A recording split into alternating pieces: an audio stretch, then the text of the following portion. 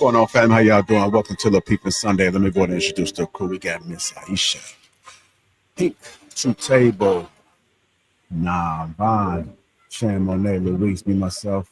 I'm Lapeef JR. Welcome to Lapeef Sunday, family. What's going on? How y'all doing?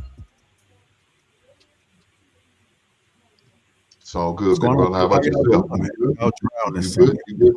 Only one speaking. You good this Sunday afternoon, John? Yeah, I'm wonderful, man. Woke up this morning. That's the most important thing is waking up. Otherwise, I can't complain. I can't celebrate. Can't win. Can't lose. Can't do none of that if you don't wake up. So I'm just happy and fortunate to be above the ground, as they say. So, Luis, doing? Don't mind me. I was prepping in the back, chopping up some produce. Okay, so when you say chopping up, are you slicing, or you got one of the machines where you just like? Nah, I do everything by hand. Nothing wrong with that, man. Save you a lot of time. Yeah. I've never owned one before. It does save time. Yeah. Oh, it does take some time, man. I'm not gonna even lie. I've utilized. I've seen some people struggle, man, but you got to really slam that thing down and hit it with your fist. Yeah. Be perfectly nice, man, for the week. See, what's going on, CJ Sparing Matches? How you doing? Christopher Matthews. As you guys come in, hit that like button. Also, make sure you subscribe to the channel. And if you are catching this on a replay, do me a favor, hit that like button and subscribe as well. We got an excellent topic ahead for you guys. I do got some clips that I'm gonna play from this. Hardly initiated. Katie Bow. He's been on this show. A few King Talks early on. And the brother Will, you always wear the fedora hats, man. They was having a discussion. And they was talking about what men really want in relationships. I thought this would be excellent to discuss because we do have a lot of men complain. And we do have a lot of women that are unsure about what it is that men really want. So I do want to have an open discussion, some questions I may have for the men and some questions I may have for the women. And then we'll just chime in just to make sure that this conversation is valuable and maybe we can learn some things about one another and experiences in dating and marriage and all that good stuff. But before we do, what's going on, Vaughn? How you doing? Are you on mute? I can't hear you, but I did read your lips. Like you said, how you doing too? Hey everybody, how you doing? How's it going? All right. Good afternoon, man. Afternoon. Mm-hmm. So I do have a icebreaker conversation. Go ahead. You about to say something to somebody? No, I seen Aisha fixed her mistake. She said. I mean, a shout out to you for fixing that mistake. You said your hair was a mistake. You made a mistake with your hair. So yes, yeah, it was a long story. Are you talking about on IG? Yeah, I left it on way too long, and then the other part of my hair, it was a woman thing. I had to save the day. I had to that's why it's straight. Y'all probably never see me with my hair straight. It's probably gonna be the only time in life, okay? Because I had to do some extra stuff, so I had to straighten it to be able to cut all the bad part off. But all right. I do have an icebreaker conversation just to get us loosened up a little bit, man, before we get into this conversation. Y'all ready? Nam, you there? Is that how you said, Aisha? Nam? It's not Muslim, but we just say Nunu. Nunu. Okay. Yeah. Is Nunu coming on? You staying on Avatar today? What's going on? Nunu coming on. Okay. Oh, okay. So it seems like you guys. Okay. Okay. We got women on code today. I see what it's. Okay. See how it is. Anyhow, I just want to make sure Nunu can hear this icebreaker conversation, just in case she comes right in time. But the question I had is, if you were in a relationship, would it be okay for your significant other to have dinner with a male best friend? What if they've been friends for years? Just opening up with that, right? And this is a question for men and women. You guys can chime. I'm just curious, just to try to see if I can get some advice for people out there that may be in that situation. And I repeat the question: if you were in a relationship, would you be okay if your significant other have dinner with a male best friend? What was the first part that you said when you opened up? If you're in a relationship? Yeah, if you're in a relationship, Okay. relationship could be marriage. Let's say exclusively dating, marriage. Just say marriage. A real exclusive relationship, something that's solid. Would you be okay if let me paint the picture. This person has been childhood friends. They've been knowing each other 10 plus years. They could be considered a best friend. And they were there before the marriage, before that super exclusive relationship. Are you saying the opposite sex? Because so you're saying a man is going out with a woman Yeah. going out It's the opposite sex. I'm not talking. Okay. I would never be talking about anything same sex for I was like, me. why would I get mad if a man goes out with his homie? Damn. No. I just so people think Yeah. I just want to Okay. clarify. Understand. Well, we're clarifying. Yeah.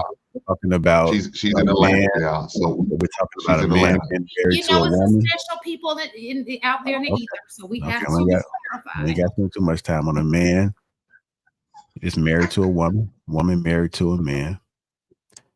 The woman has been knowing this guy for years, childhood friends. Might as well say that they best friends, and they were there before the marriage. Is it okay for your significant other to have dinner with a male best friend if they've been friends for years?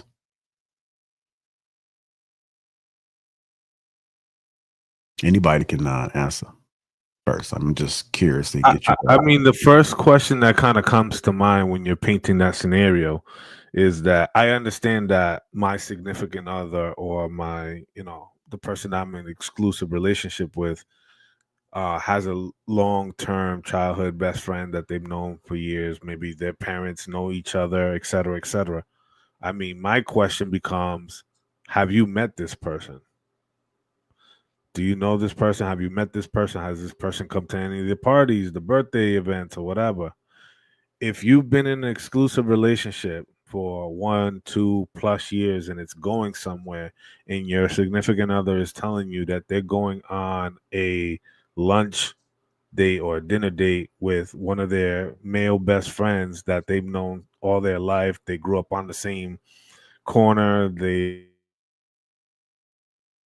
went to the same school, swung on the same park, whatever, and you've never met this person, right? This person is more of a mystery individual than anything, because although you are in an exclusive relationship, like at that point, your friends are my friends and my friends are your friends, right? We're introducing each other like, hey, this is Gary. I've known Gary my whole life. You know what I'm saying? He was a knucklehead when he was in school. My parents love him, et cetera, et cetera. There is this introduction of people who are in your circle.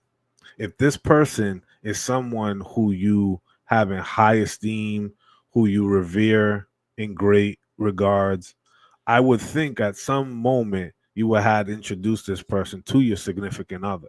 I'm operating on the assumption that this person is somebody who's in the circle and who's like in. But if you've never met this person and yet they're this best friend or whatever, that they weren't there at any of the events, they've never been around, then it puts it under the speculation of like, where has this individual been and why haven't you introduced him to me? You know what I'm saying? That's the question that kind of puts me. Well, let me paint the picture a little bit more. So the husband knows about this person, but I'm just asking, is it okay for them to go to dinner or to lunch or to spend one-on-one time together? So this individual, the husband knows of, they've met, et cetera, et cetera. Is this like a one-time occurrence, or is this like an ongoing occurrence? I mean, maybe twice a year. Maybe they live in different cities. Maybe they need to just catch up for whatever reason. So it may be something like twice, 3 times a year.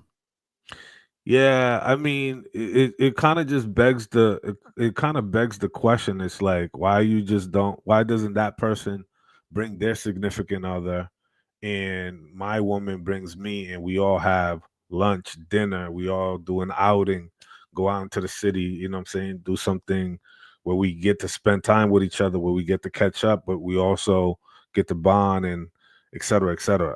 I just find these like one-offs a little bit. I don't know.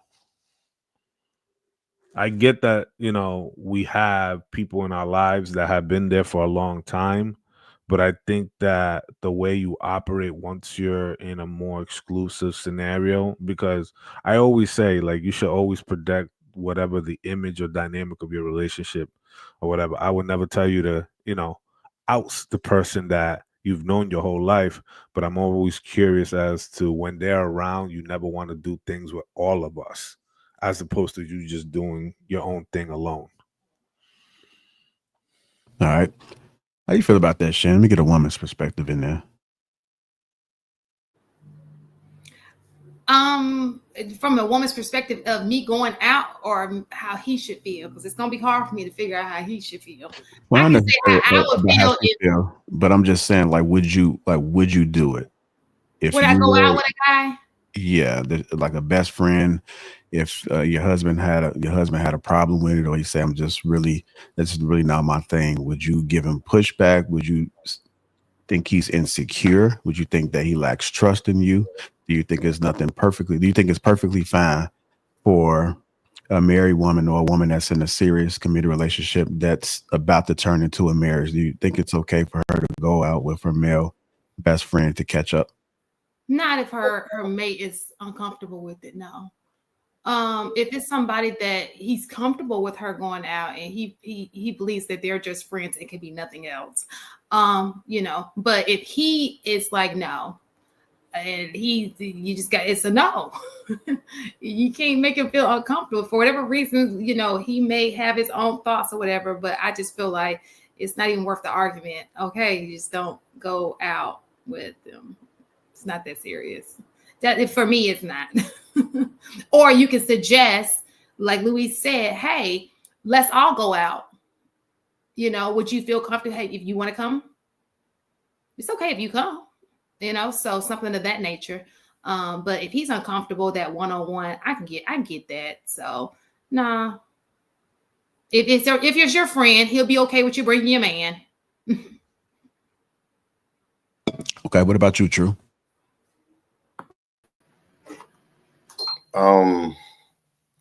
My initial thought, that's what I'm glad I heard a couple of perspectives. My initial thought is that I personally wouldn't be bothered. I think I do a decent job of vetting the woman I'm with, one. And if she just so happens to have this variable of friend or whatever, I'm gonna do my best to make sure what type of man he is. That would be my biggest concern. Is because simply put, people always think the sexual aspect, but I think about more. It's not the romantic stuff. It's what kind of dude is he? How does he move? What kind of company does he keep?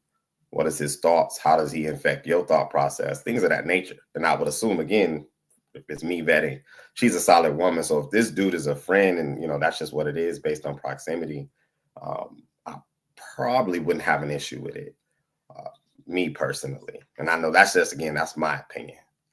A lot of people, most men are like, I'm not having it. He waiting in the cut, blah, blah, but yeah, I wouldn't have an issue. I would extend that trust.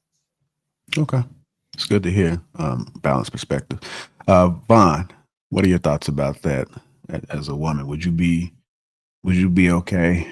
Or would you feel some type of way if your husband or somebody you in a serious committed relationship leading into marriage says, I don't like the fact that you want to go out with your male best friend for one-on-one? No, I actually like like they were saying that if it's somebody that's actually a friend, I've met them or I'm comfortable, actually would send you to trust as well. Like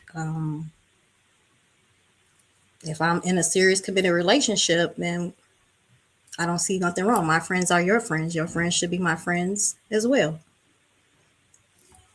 Okay. All right. What about you, Miss Aisha? Hey. Um, I think that there's a fine line. I'm sorry, y'all. My neighbors just built like a dog patio on this side of the house. I thought they were building like a patio for them.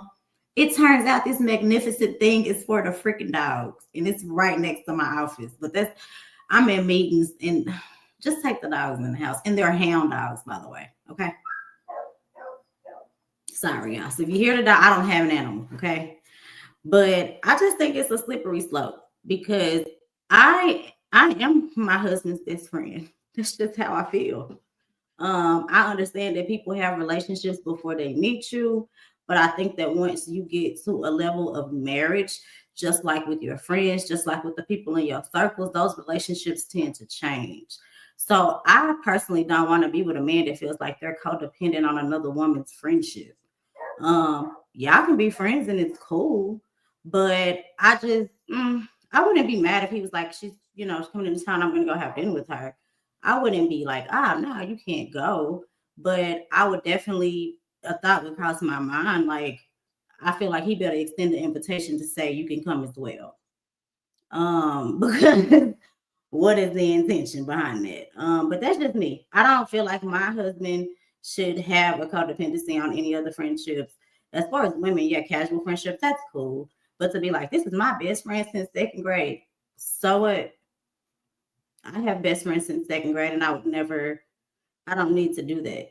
So I don't know the needs for him to have that friendship outside of me. So, but I agree with the consensus of the panel. Like, it is about trusting your partner and the person that you're with and like vetting them. But I feel like you never know someone else's true intentions. So I would say, nah, I'm your only best friend. I'm your only I'm your only person. You have associates. Those are your colleagues or people you went to school with, childhood friends. We got to change the language, right? But best friend, that's a strong word for the opposite sex. And people do have, I don't per se. I have childhood friends. I have people that I grew up with, but I don't really have a male best friend that I'm like hanging out with all the time. And like, no, my best friend is a woman. Because that's the point of a best friend. But I mean, I understand both sides. I'm just really not with it, but I understand. Hey, that's what happened to Blair Underwood. Then he married his best friend of 30 years. He left his wife to marry his best friend. He's like, Yeah. Happens a lot. It happens a lot. So it's kind of like, Yeah, but see, the thing about it is that in those kind of situations, what people tend to kind of leave out is that they're involved with someone romantically and seriously, and they introduce this quote unquote best friend, but they don't tell you or leave out the fact that you They try slept to together. date, you slept together, you try to date each other, you had romantic interest at some point, but it wasn't really there. The timing was off or whatever, and you kept it platonic or try to keep it platonic. But there's still like, some sort of like, interest, right? That was never really discussed or divulged. And a lot of people are not going to do that. Yo, I've seen, and this is the God honest truth, I've seen women introduce their man to dudes that they done mess with and be like, yeah, this is one of my friends and stuff like that. If as a woman, if you ever in your life had me shake hands with a man that you ever dealt with like that, I'm burying you both. Don't ever do that. That's the biggest disrespect you could ever do. Yeah, it You is. could just tell me like, hey, I used to, I'm saying, X, Y, and Z. I'll understand it. I respect it. That was before me or whatever. But don't ever in your life have me try to shake the hand of another man that you've been involved with, and you have sell me the perception that this person just a friend. That's If how a she, lot of shit goes left.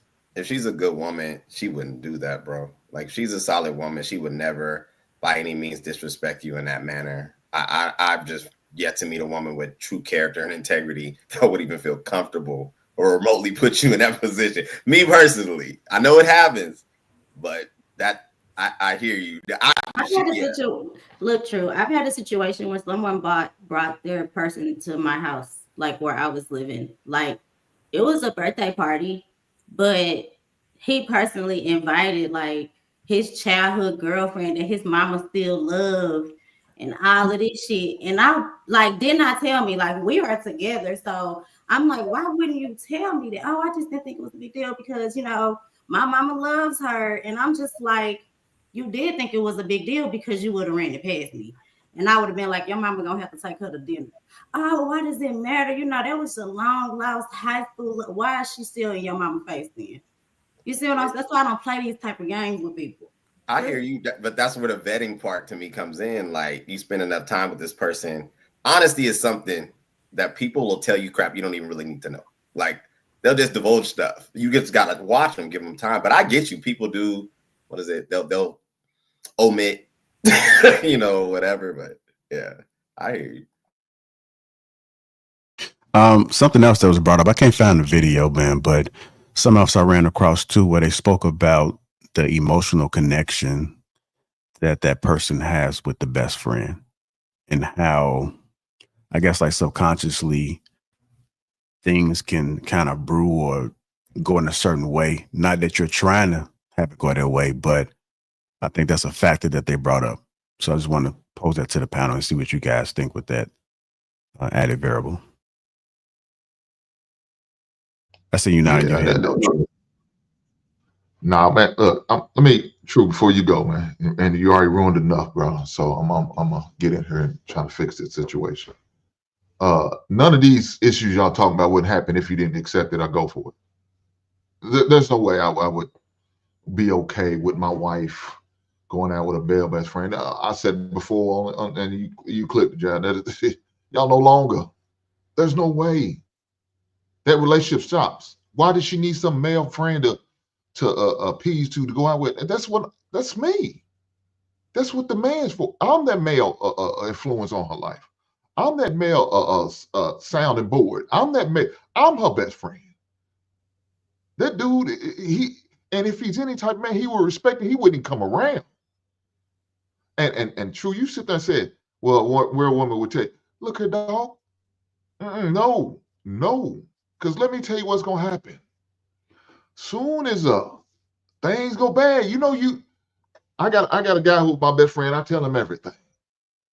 Dude, she telling that man stuff you don't even know about. Why? Because that's her best friend. And she want that male influence, that male kick. Why can't she talk to me? If she has any issues, any problems, anything that's going on that she needs a male perspective from, that's why she needs to go to her husband, not some outside source. Now, if it's her brother or her father, I'm okay with it. But some strange man, I don't care if they knew each other since kindergarten. That's nice. Congratulations. But guess what? He's no longer in your life like that. Y'all don't have that type of relationship no more because I'm here. And he shouldn't be playing interference. He should be having some type of influence on you that I don't have. Because that's a load of bullshit. Go ahead, True. I see you want to respond. Yeah. No, I appreciate Hink, man. Hink's all man. It's all good. I'm speaking from my personal perspective. I move a lot different, in my opinion, than most people. The whole friend, like personally, I don't befriend women I've ever had interest in or any type of physical attraction to. I don't think you can be friends. I don't play those games, those mislabels, moving things about. And I know people do. In my experience, most of the women I've been fortunate enough to connect with, sometimes even when they meet me and we start dating, they realize what they thought was friendship was really convenience and proximity.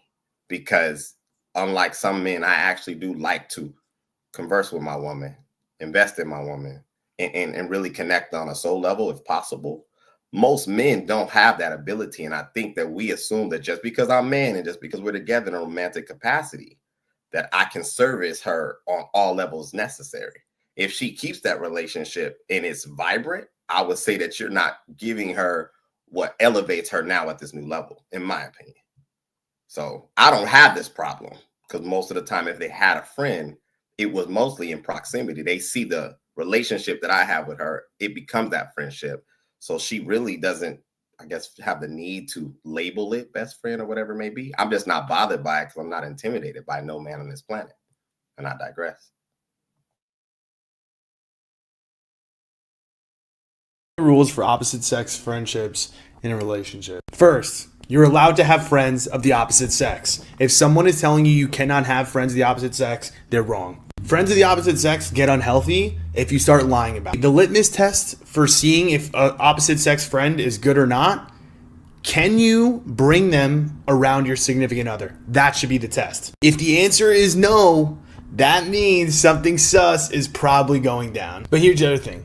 Don't go interrogating your significant other based on every single opposite sex person that you meet. Please, that is so effing annoying. Y'all need to learn to trust each other more in your relationships, man. If you can't trust each other to have opposite sex friends and tell each other about who you're talking to or keep them on speakerphone or whatever, that's a problem. I have a very strict rule when it comes to having female friends, and that is, if you are not my wife's friend, then you are not my friend. Many of you might see that as an extreme rule to have, be that as it may, there are reasons for that. Number one, dedicating time to another female that is not my wife just does not make any sense to me. Number two, if this woman is not my wife's friend, it means that we have a relationship that to some degree, my wife is not aware about. Tell me if that sounds appropriate for a married man. Number three, I might know my intentions, but I will never know hers. And that's a conversation that I would love to avoid. And number four, let's assume that everything is innocent, nobody catches any feelings, and my wife is okay with it. People still talk. One thing you will not catch me out here doing is putting my wife in embarrassing situations, and I will be damned if my character is called into question. And the truth is that a peaceful home is a blessing that not many people come by. I have it. Why would I jeopardize that? Now, if you are a mutual friend, then you are welcome in my home, and we will treat you like family. However, if my wife does not know you, neither do I. My brothers, we are grown men, and it's about time that we start acting like it. Oh yeah, this is very weird. Anytime a man is in a relationship with a woman, his mindset should always be, my lady comes first. If my lady don't feel comfortable, then I'm not going to feel comfortable. If my lady don't rock with you, then I don't rock with you. Because at the end of the day, I made a commitment to her and her alone. I didn't make a commitment to be with her and then also navigate my friends not liking her or my lady not feeling comfortable liking them. The thing that is most important that men don't realize is that they want total commitment for a woman, but then they don't want to give total commitment to a woman. Ain't no more black book. Ain't no more letting your friends, female friends who are toxic, who like to get in your relationship and be messy. Mind your business. Leave me and mine alone. And if a man can't honor that, I say you can't trust that man. There's something weird about a dude who keeps female friends around. It's like he's always looking for a get out of jail free card. All right, so that brings me to the other way around, right? I mean, if she is not allowed to go out with males, I'm assuming that you're not allowed to have female friends, right? It's even across the board. Is it different?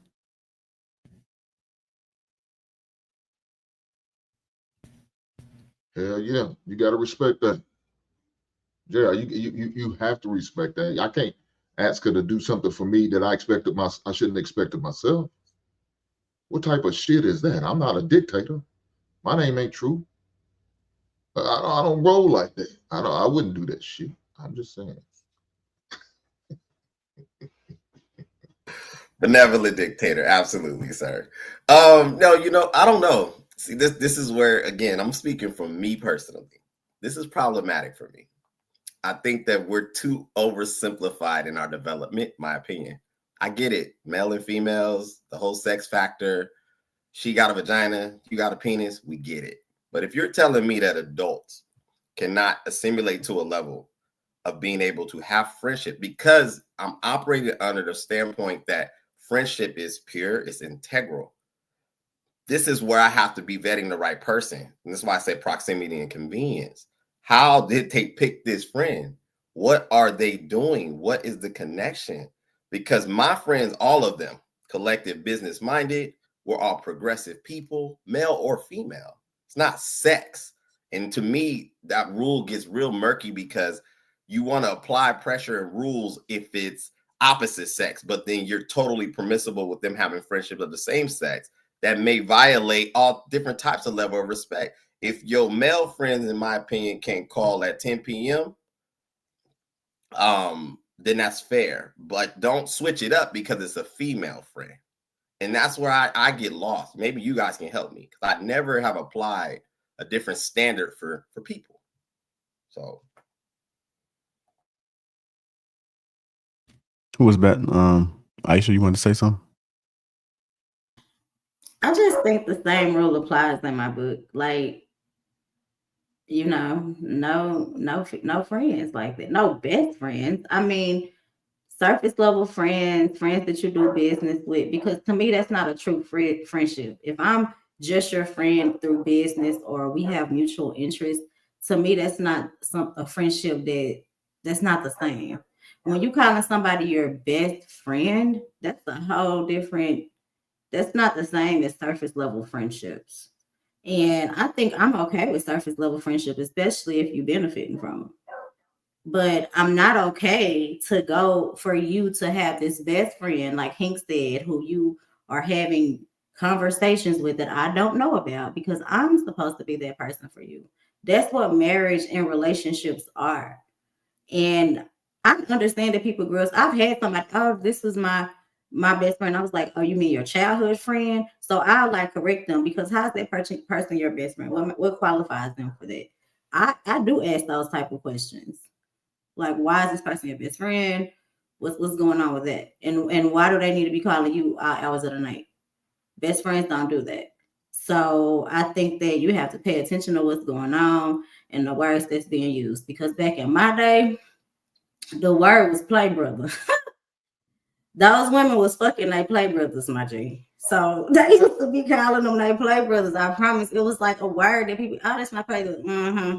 But do you see what the problem is, in my opinion, Aisha? It's people who play these games, which I'm not saying don't happen. That's why, for me, I'm speaking again for me, because I've had these conversations ad nauseum. Don't put me in the same bracket of your immature connection. Don't demand something from me because you suck at knowing how to structure a friendship. To me, a person coming into my life should survey what I got going on, vice versa. And if we decide that we're going to connect on a romantic level, I'm coming with the things that are above board. That's me. So if you want some nonsense on the playing the games, on the backlog conversations, on the pillow talk, well, most of the time you're going to get those results. But if it's someone who's not on that type of wave, don't create those mandates and these rules. I personally have a problem with that. And a lot of times what that brother said, the last one on the video, I can't stand, because he's like, if my woman don't like it, I shouldn't like it. Women don't like a lot of stuff. Like if she's not, who's navigating this relationship? Is it her emotions or is it us as a collective? And I digress.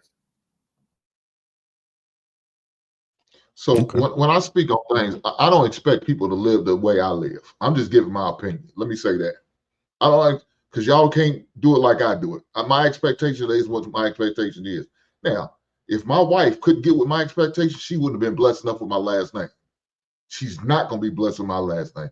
Because, look, I don't play that friend shit, that bullshit. We ain't playing them games. But we got certain standards we hold ourselves out. That means at the dinner table, we go out to eat. Ain't no phones at the table. Put them goddamn phones up. Everybody we need to worry about is right at the table. What we need to worry about, somebody calling for. If it's emergency, they can leave a message. I'll read it later. I'll listen to it later. I'll attend to it later. Vice versa with her. We don't have phones in our bed. We don't play that shit. We in there to make love and have fucking and sex and love it on each other and maybe watch a Lapeef on Thursday show. But other than that, what the hell we need phones in the bed for? Nah, that ain't what we doing. But see, this is my lifestyle. This is her lifestyle. This is our lifestyle. Maybe y'all not with it. I'm just trying to give y'all some perspective from where I sit and where I stand. And if you with it, you can agree with it, then very well, then do it. But if not, then do what you do. It's just not for you. I got a question for the ladies. Would you be okay being on dates and spending quality time with hubby, so to speak, without phones being involved? Would you guys be okay with that? I absolutely would. I agree with the the bonding time. We should be able to put our phones to the side and be able to connect and communicate and heighten our connection together. That helps. Like if you have distractions, then it's going to take away from each other. But on the other part of the best friend thing, I really feel like if I'm in a relationship with you and or married to you, you are technically my number one best friend as a man. But I do have friends that I've grown up with from kindergarten and up, and so do they. If like I still say the same thing. If my friends are your friends, we're coming together. So you're gonna meet my friends, I'm gonna meet your friends. So if you decided to, if I want to talk to one of your friends and separately, you should know about this. So if I'm alone with them, you would definitely know and should be feel comfortable with it. I'm comfortable with it if you talk to my friends. I don't agree. I agree with the Okay. connecting. So yeah, let me say something because I brought this up before in the past on this program about the nuances of how we determine relationships amongst each other, friends, and the opposite sex. Far too often we blur the line and call people friend when they're really an acquaintance, when they're really an associate, when they're really a friend of a friend, right? Like there are layers, like concentric layer circles, right? The further you are out the of that, the less you know. The closer you are in, the closer that relationship and bond and the time improving, proven consistency. Just because I know you or I know of you and years have gone by, I don't consider you a friend. Like we haven't gone through anything. We haven't shared anything. We haven't had any of those types of moments where I'd be like, you know what, this guy, I've known him for 20 years. He's been there. You know what I'm saying? He's giving really good advice. He knows my family. I know his family. We spent, we get to catch up. I've gotten to meet his wife. I've gotten to meet his kids. We've known each other. We've been through stuff, et cetera, et cetera. There is a consistent there. But people are meeting people at brunch and then 6 months later they're calling their bestie. Like we're too loose in this culture of thinking of just letting people penetrate the veil of friendship, of trust, and we don't have enough safety guards to ensure that we're able to identify who are people that we can rely on and who are people who are we could talk to but they're outside of that covered veil. I'm gonna leave you with this. A friend to all is a friend of to none. A friend to all is a friend of none, right? And far too often people tend to be way too what is it? Want to be like friends to everybody, and everybody's not really in a friend. Some people are just an acquaintance or an associate, and we got to be able to differentiate all of those, especially when you're introducing them to your significant other. This is a brother to me. I like that language much better than friend. You know what I'm saying? Because it tells me that you're vetted in, right? Like this is my sister. This person is like a sister to me. I've known her since whatever time, right? We have a lot of history. Our families know each other, et cetera, et cetera. We went to the same church. We went to the same schools. This is a sister to me. We're friends. We're not family, but like the covenant that we have, they're family. That's a different kind of um that's a different kind of relationship compared to people who are just saying, "This is my friend," and they don't even, and they never met their parents. Mhm. Like we gotta really, really differentiate and really work on that. This is something that I've been talking about ad nauseum over the years, and we're just too loose with the terminologies to be able to differentiate different relationship dynamics. You I do want to kind of finish it off with this real quickly. So, for people that may be in a situation um, where they have a great person that they can see themselves doing life with, and or they may already be in a situation where this is a good person to them. And that one thing is that has come up is I can't spend time with my best friend of the opposite sex. Like how would you handle that situation? How would you approach it? Is it a deal breaker? Because some people may look at it as being controlling, or you're insecure, or you lack trust. I'm not trustworthy enough to be able to do this. So how would you guys handle that situation? Would it be something that you just, it's really not that much of a big deal, or would you encourage folks, or would you yourself just be like, I can't no longer do this anymore, or I can't even marry a person who would think like this? I don't. I honestly feel like it's not a deal breaker because everybody's different. I feel like it's should be agreement. If my person is not coming, my friend should understand. If I can't spend time with you like that, it got to be some type of compromising. Like maybe we can invite him if we're having a barbecue. We can do that, but I don't have to technically go out with him and sit down personally with him on a regular. So it's not a deal breaker though for me. All right, anybody else have anything they might want to add to that? Yeah, I mean, like Ron said, if you what you consider friend, you ought to respect the boundaries. That should be automatic. You know, that shouldn't be the first time that they heard it. Once you got married, you got boundaries. Matter of fact, most times I've seen ladies fall off with their friends where they just, girl, where you been at? Oh, she must got a man now. We don't even see her ass no goddamn more. Yeah, it happens. Fellas, we do the same thing. We know we do. We might not hang around as friends much because we got a new woman. We entertain and we involved. We in a relationship. Now I'm feeling some type of way about it. So now I'm not hanging on the block as much. I'm not going to, at the sports bar like I used to because we got a new woman in our life.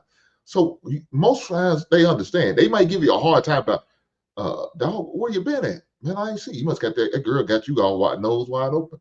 You laugh and joke about it, crack jokes about it, and it's all good. But they understand because they gonna do the same goddamn thing when they find the real one. And so we just move on. But now, if you got friends that don't rock like that and they have problems with it, though, your friends are selfish, and now you need to reevaluate your friends. But what if it's not the friend? What if it's the person? Like, what if it's the woman that's saying that this is what she likes, this is what she believes okay, and so you guys are at odds with it? Because sometimes it may not be the friend. The friend just got to take whatever is dealt to them. But when you're with that woman, or if it's the other way around with that man, and they saying like, "Why are you tripping? Like, you don't trust me? What's the problem?" So then that's when you take the opportunity to explain to them what the problem is and your feelings about it. And I'll tell them straight up, look, it's not I don't trust you, baby girl. I may not trust your friend because I don't know his ass. And I really don't give a shit about him. So yeah, he's the problem. I don't know the whole back history. Yeah, I knew you was friends as kids and y'all came up. Like I think somebody said, how'd I know he didn't bend your ass over and knock you down? He wants that old thing back. He enjoyed that feeling. He wish he could have it back, but he might have did something to get y'all no longer. And the only thing y'all could see was we just gonna be friends. But in back of mind, he's looking for the end. Yeah, I ain't with that shit. I ain't with it at all. Okay. What was that movie with the brothers or the Wood? Which one was it? Where at the wedding? The Best Man. The Best Man. Yes. Yeah. All right. We can go ahead and transition, man. I mean, it's one of those things that make you think, man. My first initial thought is that I'm not with it. I know that I wouldn't do it. Not saying that I haven't done it in the past, but as you mature and you kind of look things over, I always operate off that spectrum. Like I'd rather be on the more cautious side, on both sides of it, being whether it me being that person or that person want to do it. I hear True point, and I think somebody else's point as well, as far as it being like the trust thing. If you do vet on property, that you should be able to trust it. But the people that I've been around and how I grew up is that I'm not used to seeing that. So I can't really, like, I don't really know like what that looks like as far as being okay with it. Because most of the people that I know they're not trying to spend time with their best friends. Like they're so involved and in tune and in touch with their husband or wife that, and they just got so many other things that's happening in their life. They wouldn't even have time for it. And usually like the single friends or the people, I mean, even if you got married friends, right? Like married friends got their own thing going on. They're traveling, they're doing family trips, they're working, they're doing self improvements around the house. They're just busy, so the time is not even warranted for that. So it's interesting dialogue, interesting conversation, just something to think about. Because it could be a trust issue, it may not be a trust issue. It could be the potential of somebody you just never know. And that's one of the things that we do in life is we take risks. So if you're comfortable with it, then hey, but if you're uncomfortable with it, then at least have that conversation. I don't think it's a deal breaker, like Aisha said. I think it's a simple conversation. And if you value that person and love that person that's coming from a genuine place, then I don't think that you should eliminate your marriage or they should be scratched off the list because of that. Because they just want to be in tune with you. And, you know, they're entitled to their opinion.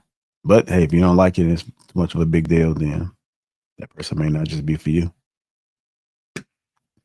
I don't know too many And JR, people. True. I mean, like, I know you said you're okay with it.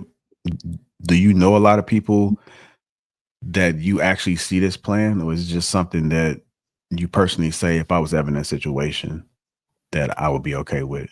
I don't typically see this happening too much. I don't typically see it with people who are emotionally unhealthy, don't have any type of experiences where it's not negative, are overly cautious off of things that okay. I see it where people think this is what everybody doing, so this is what I'm supposed to do, instead of making that relationship function as an individual. This is why I say, if you're only dating with one person, make your relationship function how you two move through the world, not how the world thinks you're supposed to move. And a lot of people don't do that. It's a guy. Nope, that's it. And it's like, but why? I'm all about the next thought. Because if you tell me, I have female friends, I've always had female friends for as long as I can remember. And every time I had a young lady say, oh, well, I'm uncomfortable with that, well, explain to me why. And what you end up finding out is they really don't have a problem with it. They've been conditioned to have a problem with it, because I'm always looking and asking, well, where's my life suffering? Where's the attention for you being challenged? Where's their issues? This makes sense if when you're with this person, the phone goes off or the location can't be found or your habits are effed up.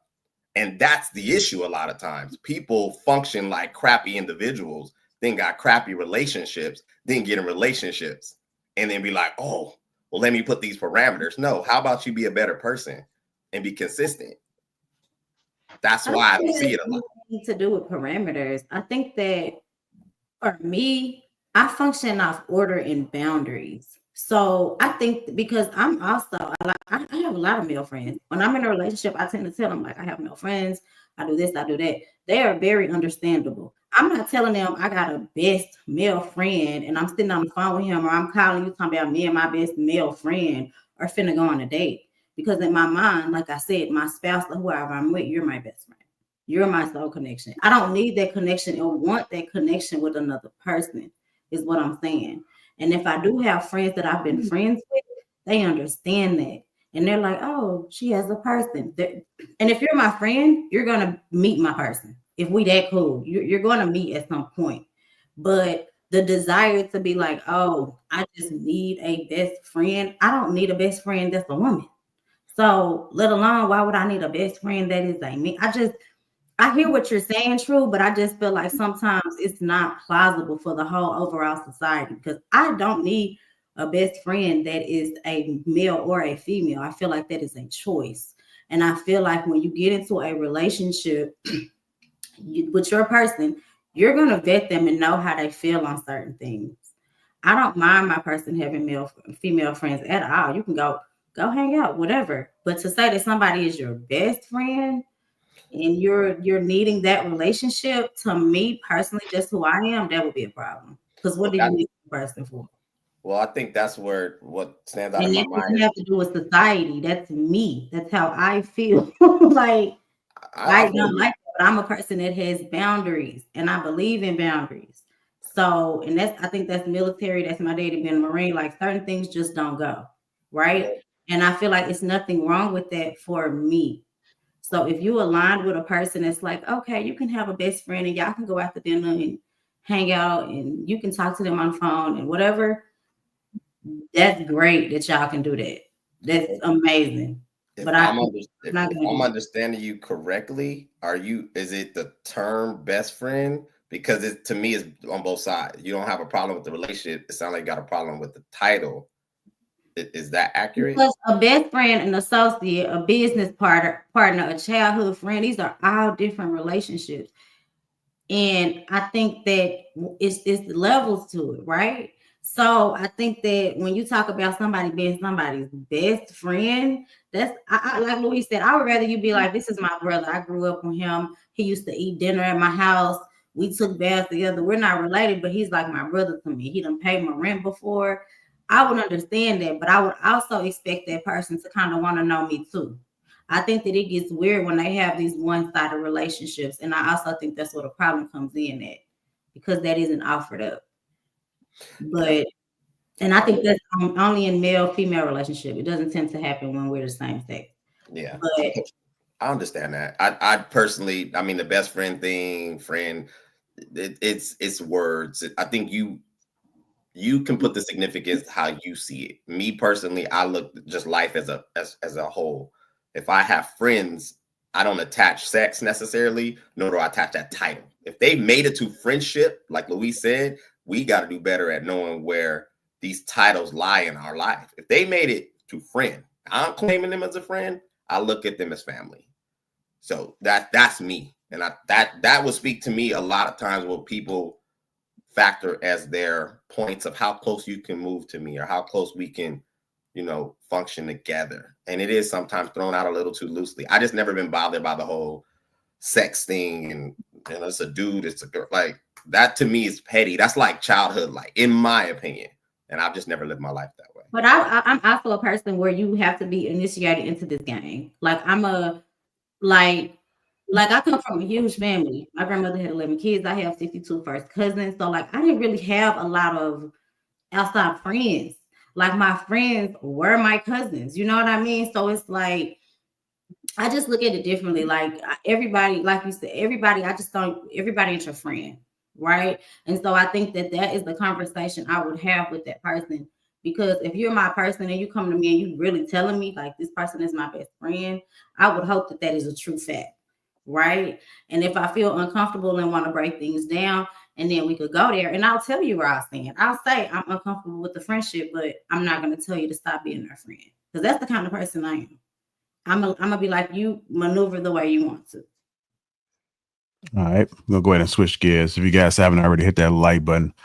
Also, make sure you subscribe to the channel. Let's go ahead and get to these couple super chats. Mr. Travolta says, women don't care what men want. We tell them all the time, but they simply don't care and shame us. Women care about women, what women want, not what men want. Mr. Travolta again says, ask a woman what she brings to a man, and you're more likely to get insults than an answer. Men can answer the question straight away. LD says, Hink is a tender D. LOL. Damn. Well, I thank everybody that's contributed to the platform. Let's go ahead and keep this show rolling. What men really want in relationships. I'm going to go ahead and kick it off with that, and I'm going to ask the men. What men want in a woman? What men want in a woman? I'm going to start with you first, True. What men want in a woman? Forgive me. I thought you were about to play like a clip. No. Gosh, I honestly, universe. Well, hold on. Let me say that the reason why I asked this question, I think it's an important question, is because we'll have a lot of people saying a bunch of things. And I've seen when a man is asked that question, like, what is it that you want from a woman? Even if you watch some of the Pop the Balloon episodes, it's there's not no real clear thing as what they want, right? And even if they do say some stuff, I think they're like regurgitating what they hear other people say. And I don't think that really people will even go into depth or really have a true understanding of what it is that they need from a woman. So I do think it's an important question. Like, what do men want in a woman? Because sometimes women don't know. So maybe this might be able to enlighten them a little bit. And I kind of want you to speak from what it is that you will want and not necessarily what you've heard people say. Thank you for that. What I want above all is that she's a disciplined woman, that she's an exclusive woman. I would at all desire would love for me ultimately for her spirit to reflect mine. I think I'm a very integral man, discipline, structured, all those things. So what I seek to find is that equal. She has to be unique. She has to be a person with her own mind. All the things that matter: integral, honest, structured, disciplined, spiritual. And I think from there, I mean, yeah, beautiful and all that, but from the core of her, those things have to exist. We can go from there. Okay. What about you, Luis? What do you want in a woman? I mean, I could rattle off a list of things, but I think, the few things that come to mind is in terms of like the most important thing. Sorry, I had a buffer. Self-awareness, supportive, kind spirit, respectful, unselfish, loving, caring, good listener. I think all those attributes and qualities, are things that you want in a great woman and a great partner. Everything else is just extra, right? I have seen the pop of the balloon renditions where they're like, something about the clothes or the style of the clothes that can be fixed, that could change, that could fix. I don't think that has any bearing on who the person is, right? That's just decoration at that point. But I think the things that make the relationship last, if you're looking for something short term, then it makes sense. I understand why people are on there. But if you're looking for something long term, I think you need to care about the deeper things, right, that you're in alignment with. Also, if you even have the same faith and the same belief system, that's also important. If you don't, you're always going to find yourself clashing with one another. But that's all I got. All right. What about you, Brother Hink? I don't think the two brothers said a lot, and I agree with a lot of what they're saying. But I guess the two most important things that I need would be the respect and peace. Those are probably the two most important things that I need out of the woman that I decided to marry. So, but with that being said, JR, what is it for you, bro? I like that, Hink. I like the fact that you asked me a question. One of the things that I always preach is somebody to have an open mind, somebody that's also understanding as well. I don't think that there's not a person that is 100% perfect, that has it all together, that's not going to make any mistakes, right? But if you have a open mind and willing to communicate, which is one of the big things, communication is huge, and being able to come to an understanding, then I think that we can get through most things. I'm not saying everything is like forgivable, but if we can at least get to a place where we are hearing each other out, understanding that we are completely two different people, that we didn't marry ourselves, that we want to see this out, and that we have to come to a compromise. If we just both disagree and we just standing 10 toes down on it, I don't think that it may be difficult to resolve any type of conflict. But I come into any relationship and I had to learn this. I don't think that's something that I've always been like, but when you've gone through life and you have some experiences, I think you can put things together. At least that's the way it's supposed to be. And moving forward, we should be able to come to an understanding, work things out, and somebody got to compromise. I don't take these little things don't have to be so serious. I think we overcomplicate relationships. We overcomplicate our thoughts. We have ego. We're stubborn. But if you have a great person in front of you and this person is somebody that has your best interest and has your back majority of the time, and y'all just got this one thing y'all got to get through. If it ain't too much, then hey, I'll compromise with this, or um, I'll just allow this to happen because it's really not too much of a big deal. But go ahead, Luis. I see you had your hands up. Yeah, I was gonna. There was something that you said that caught my attention. Um, people being perfect. That I don't expect anyone walking into a relationship to be perfect. I don't expect. I expect some level of balance, some sort of level of consistency that you have established in your life. You're consistent about something. You're dedicated about something. There's something that has you anchored, and you don't have to be perfect. But I do hope that you've gotten to some level of self-reflection and self-awareness, and I think from there anything can grow, anything can go in any positive direction. I think if you don't come with that on the offset, you will find that the other person's trying to help you get there, and all that's going to do is just hinder the relationship for the long haul. Okay. I do want to ask a question to the women. What is it that you think that men want in a woman? What is it that, in your opinion, and don't say what you always been hearing, but what do you think men want when it comes to a woman? And I'm gonna start with you first, Miss Chamonix. I think it depends on the man. I don't think that, Table and Louise, they probably have very different types of women, right? Because you probably just don't, it just depends on the man. You have some men who want a business partner. They want somebody who's ambitious, who can be there for them to see their vision. Some men who want a homemaker. You have some men who want a best friend. It's somebody he has something in common with, he can chill out with, he loves to be around. They all want different things. It's not a one size fits all. But I would agree with some of the things the guys said as far as their character. I think universally, you want somebody who carries herself of high value, like she values herself. She's just not in the street. She dressed modestly, she doesn't have a label. She ain't slept with everybody, all your friends. People don't know she's not around here sleeping around. She moves with integrity.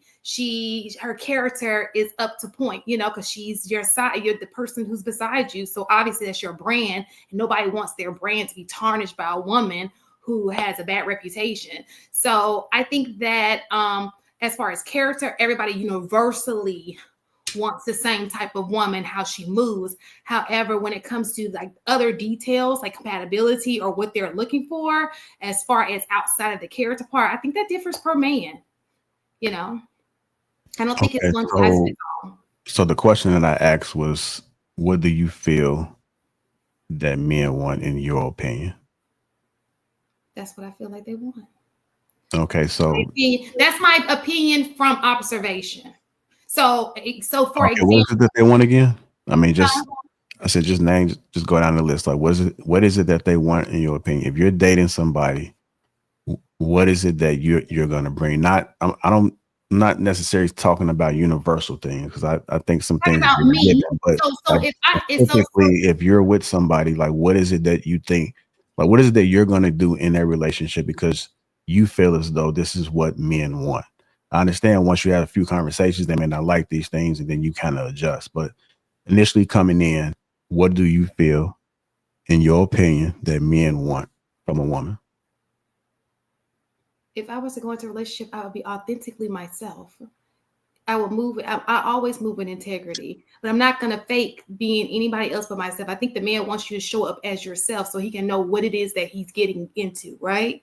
That's what I think that a man wants. No faking, just who are you, so we can see if we work well together.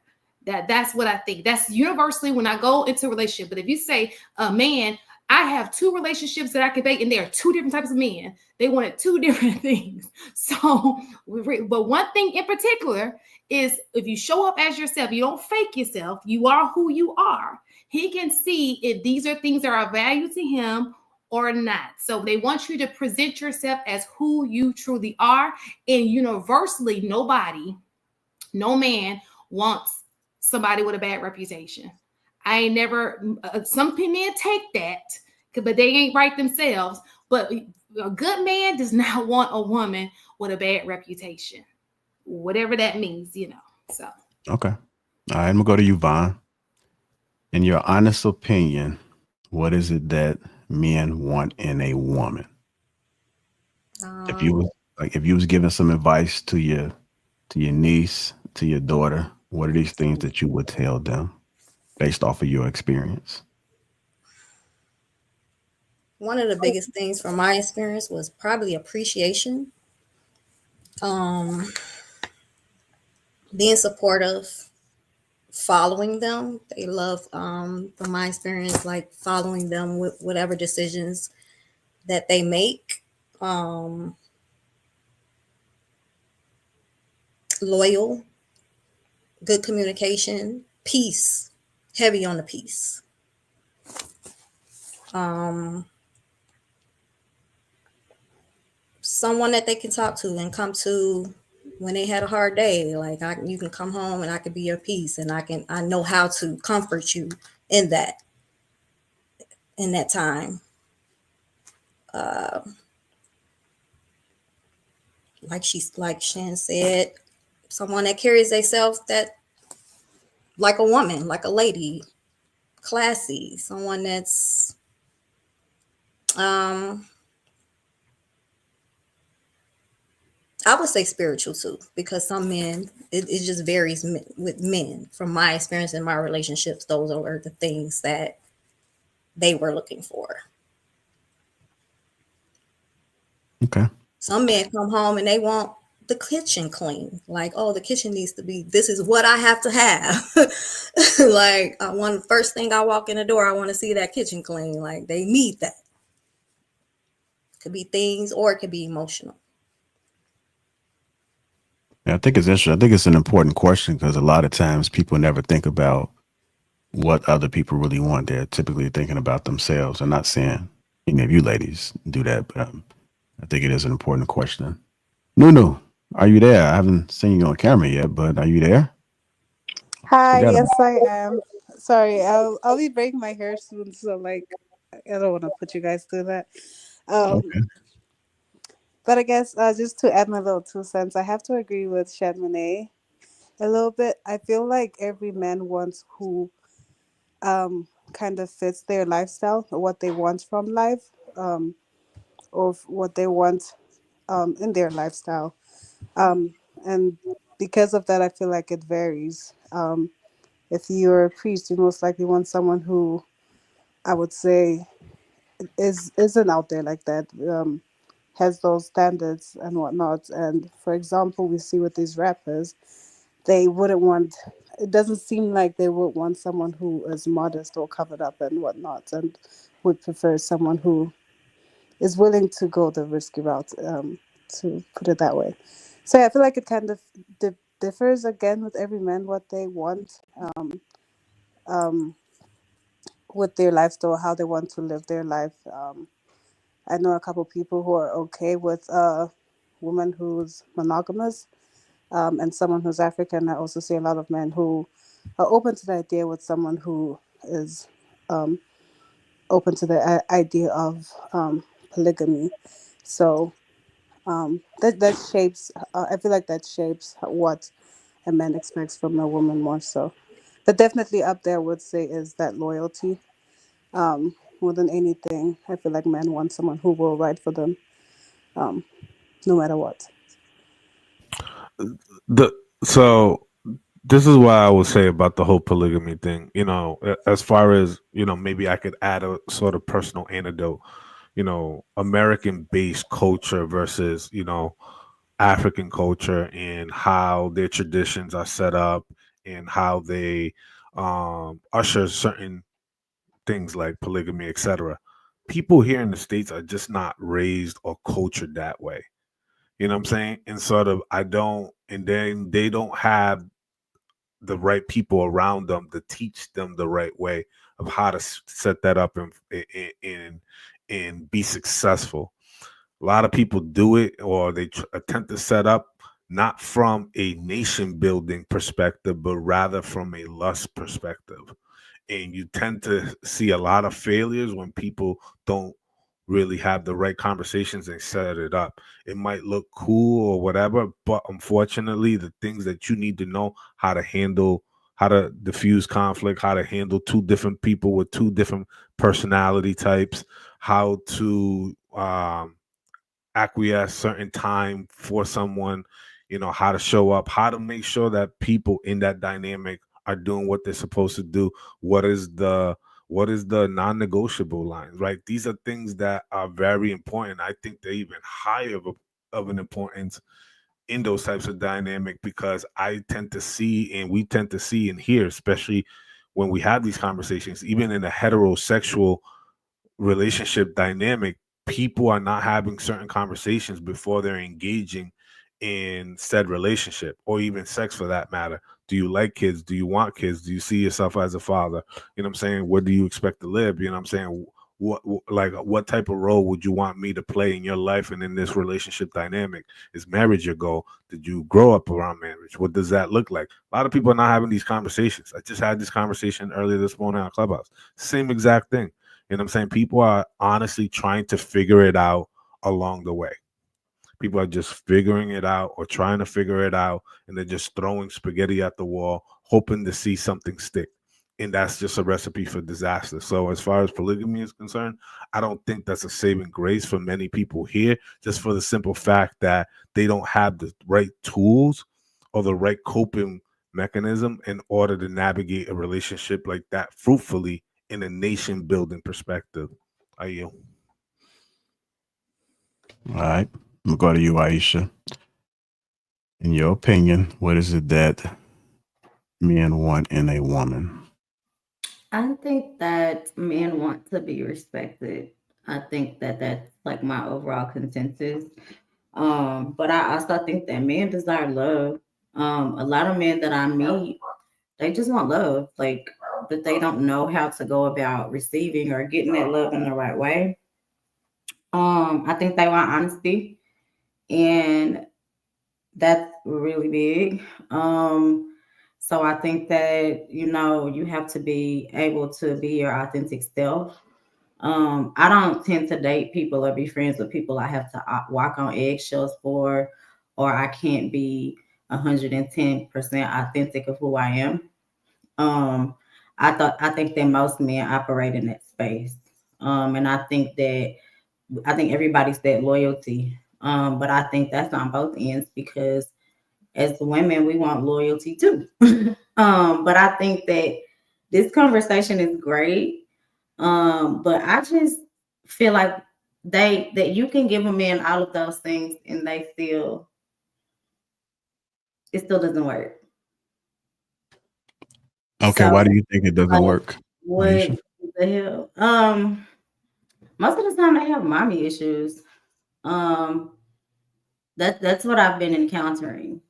I think that a lot of these men, y'all have to remember, like, first of all, a lot of these men grew up in the 80s, born in the 80s, grew up in the 90s, around the crack epidemic. They mamas were single mamas, working their ass off, like working hard to make ends meet. And I feel like a lot of these men were so used to seeing their moms work so hard that they think that's what women are supposed to do. And it was like, no, dude, your mama was in survival mode. And you're not supposed to treat a woman like that. Because a lot of Black women their moms be hardcore. Like, not to be, funny, but their moms be hard and they had a tough life. And I think that spills over into your relationships. And I think that creates a certain expectation. So if you think that your relationship with your mom doesn't affect the relationship with the woman that you have today, it does. My mom always told me, watch how that man treats his moms, his sisters. Watch how he moves with the women around him. And that's going to show you how he's going to treat you. I've seen men cuss their mama out. No, no lie. Talk crazy to their mom. And I could never be in a relationship with you. And so now I do tend to be like, telling my friend, like, you seen him cuss his sister out. He don't even care about his sister. What he don't care about, what he has no respect for women in general. So I think that everything plays a part in it. And I think your relationship with your mom and your upbringing shows exactly how you're going to treat in your relationship that you're going to have with women most of the time. Are there outliers? Are there men that had messed up relationships with their mom and they treat women with the utmost respect? Yes, there are outliers. But for the most part, it just doesn't play out that way. And these same men that treat you crazy are going to still have this same list of expectations. They're going to still want you to respect them, love them, nurture them. Literally everything that their mom didn't give them, they wanted from you. Okay, let's just say that.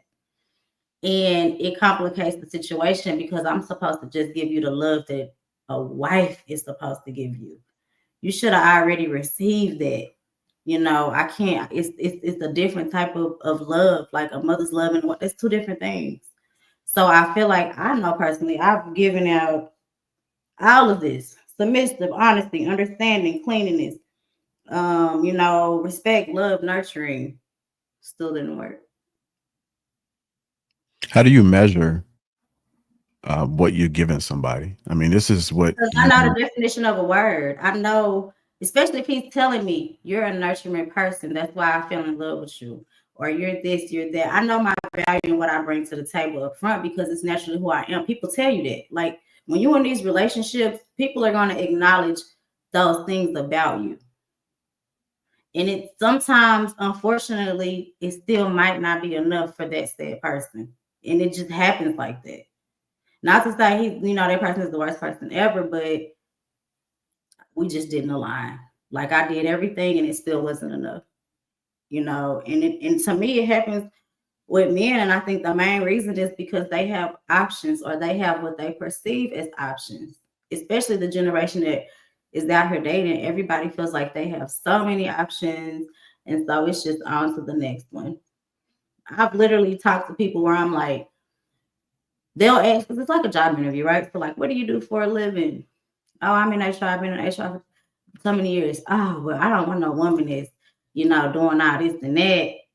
Oh, well, I'm also a nurturer. I grew up domestic. I grew up with my mom and dad. Oh, now I need you to be 50-50. So it's like, what is happening? What is it really? Because I wanted to be on this panel because I'm like, what is it that men really want? Like maybe they can tell me, because I've been confused lately. Because every time I say this is, oh no, that's bad too. You can't you can't do that either. So it's kind of like, damn if you do, damn if you don't. These men are going to find a reason to keep going in this circle because they do have this perception that they have options and they have all this time, and they're going to find this perfect individual, and they're just going to keep going over and over. I see you keep shaking your head, Trey. I'm taking it all in, honestly. I have questions, but I'll yield. No, go ahead, ask your question, Drew. What questions you have? Well, she touched on it lightly. You said a lot of the men that you've encountered have mommy issues, and you also said how you gonna treat her, but you didn't, I guess, get into the details of how one is being treated. Like, can you give an example of what the bad treatment would look like? So the bad treatment would be narcissism, or I'm going to be specific. So say that you're a woman that literally cleans up all the time, right? You come home, you cook, clean. Man, I never had to wash a dish. I done been in this situation. But every time he would walk through the door, it wasn't clean enough. Right? So it's like nothing that I did, no matter what it wasn't good enough. But these are the same reasons why you chose me. Not all of a sudden, it's just not good enough.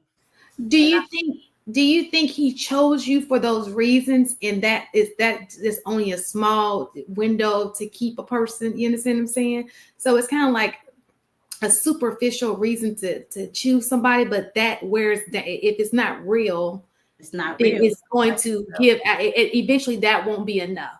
You're just not the person for him. You understand what I'm saying? So you can do all of these things for a person, But if they're just not feeling it like that, it's gonna always not be enough. And it could be a girl that he really feeling doing half of that shit.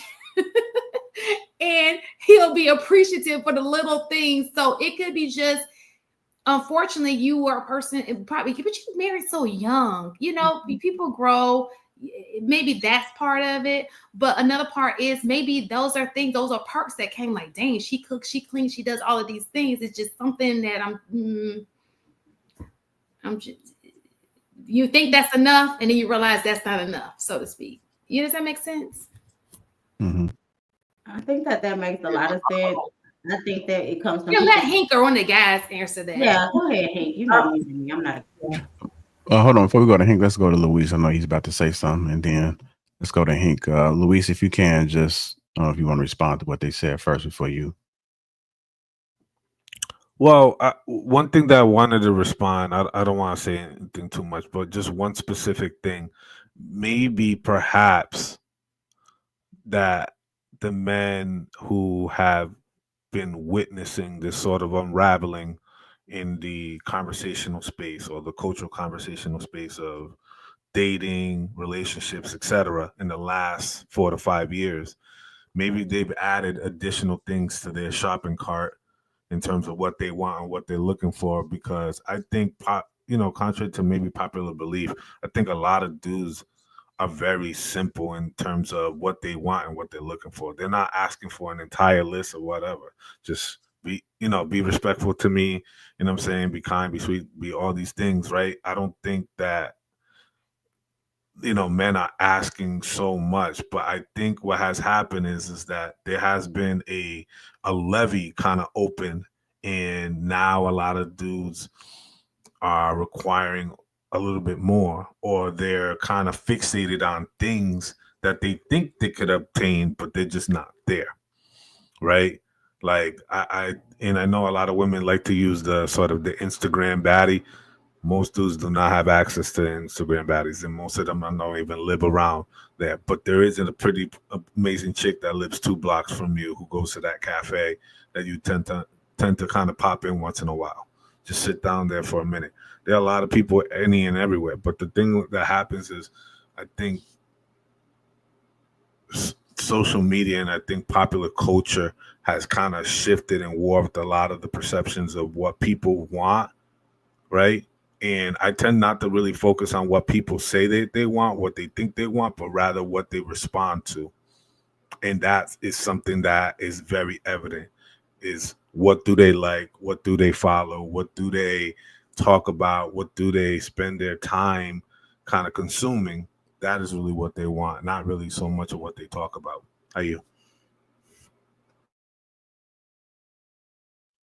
Well, what I was going to say is, Taisha, I don't think most men will move like that, especially if you're doing all the things that a lot of us described and explained to you that we're doing. I find that hard to believe that you're doing all these things and this man still has issues with you. Like you said, not cleaning good enough. Well, man, look, if it's like that, you're more than welcome to put your hands on these rags and get down here and get with me. I mean, I would. I said it, and I said it. I was like, because it's like you've never had to wash a dish, you've never folded a clothes. So how are you now coming in here just to be mean? Like, I think that what it is that some people just don't like you, and it just is what it is. Like, maybe he thought he liked me, you know what I mean? Because I came to the conclusion, like, all right, he don't like me. This is the game. You know what I'm saying? Because I literally put my all in. So for somebody to just torture me in life, it's insulting. You know what I'm saying? Like, you spoke to my father. Like it's literally insulting for you to because I think that some narcissistic men, they get off on belittling women and making us feel like what we doing ain't good enough. I'm not only cooking, cleaning, taking care of the kids taking the kids to gymnastics, I'm also leaving and going to work for 10 hours a day. So it's not like I'm sitting on my ass either. I'm also helping pay bills in here. So the fact that I had no appreciation for that, I started looking into other things like, is it mental illness? Then I started looking into his relationship with his parents, and I said, oh, there it is, right there. You know what I'm saying? It's like he was never taught If someone says, I've never been around a male in my life and I have no male influences. So with that being said, if that's the case, that narcissist behavior and attitude should have shown early. You can't, if somebody's narcissist, they can't hide it well, right? They can't, it can't go long periods of time without being showing how much of a narcissist that they are. And then when you talk about relationship as far as the parents, if he's shown those type of traits and behaviors, yeah, those should have been red flags within and there.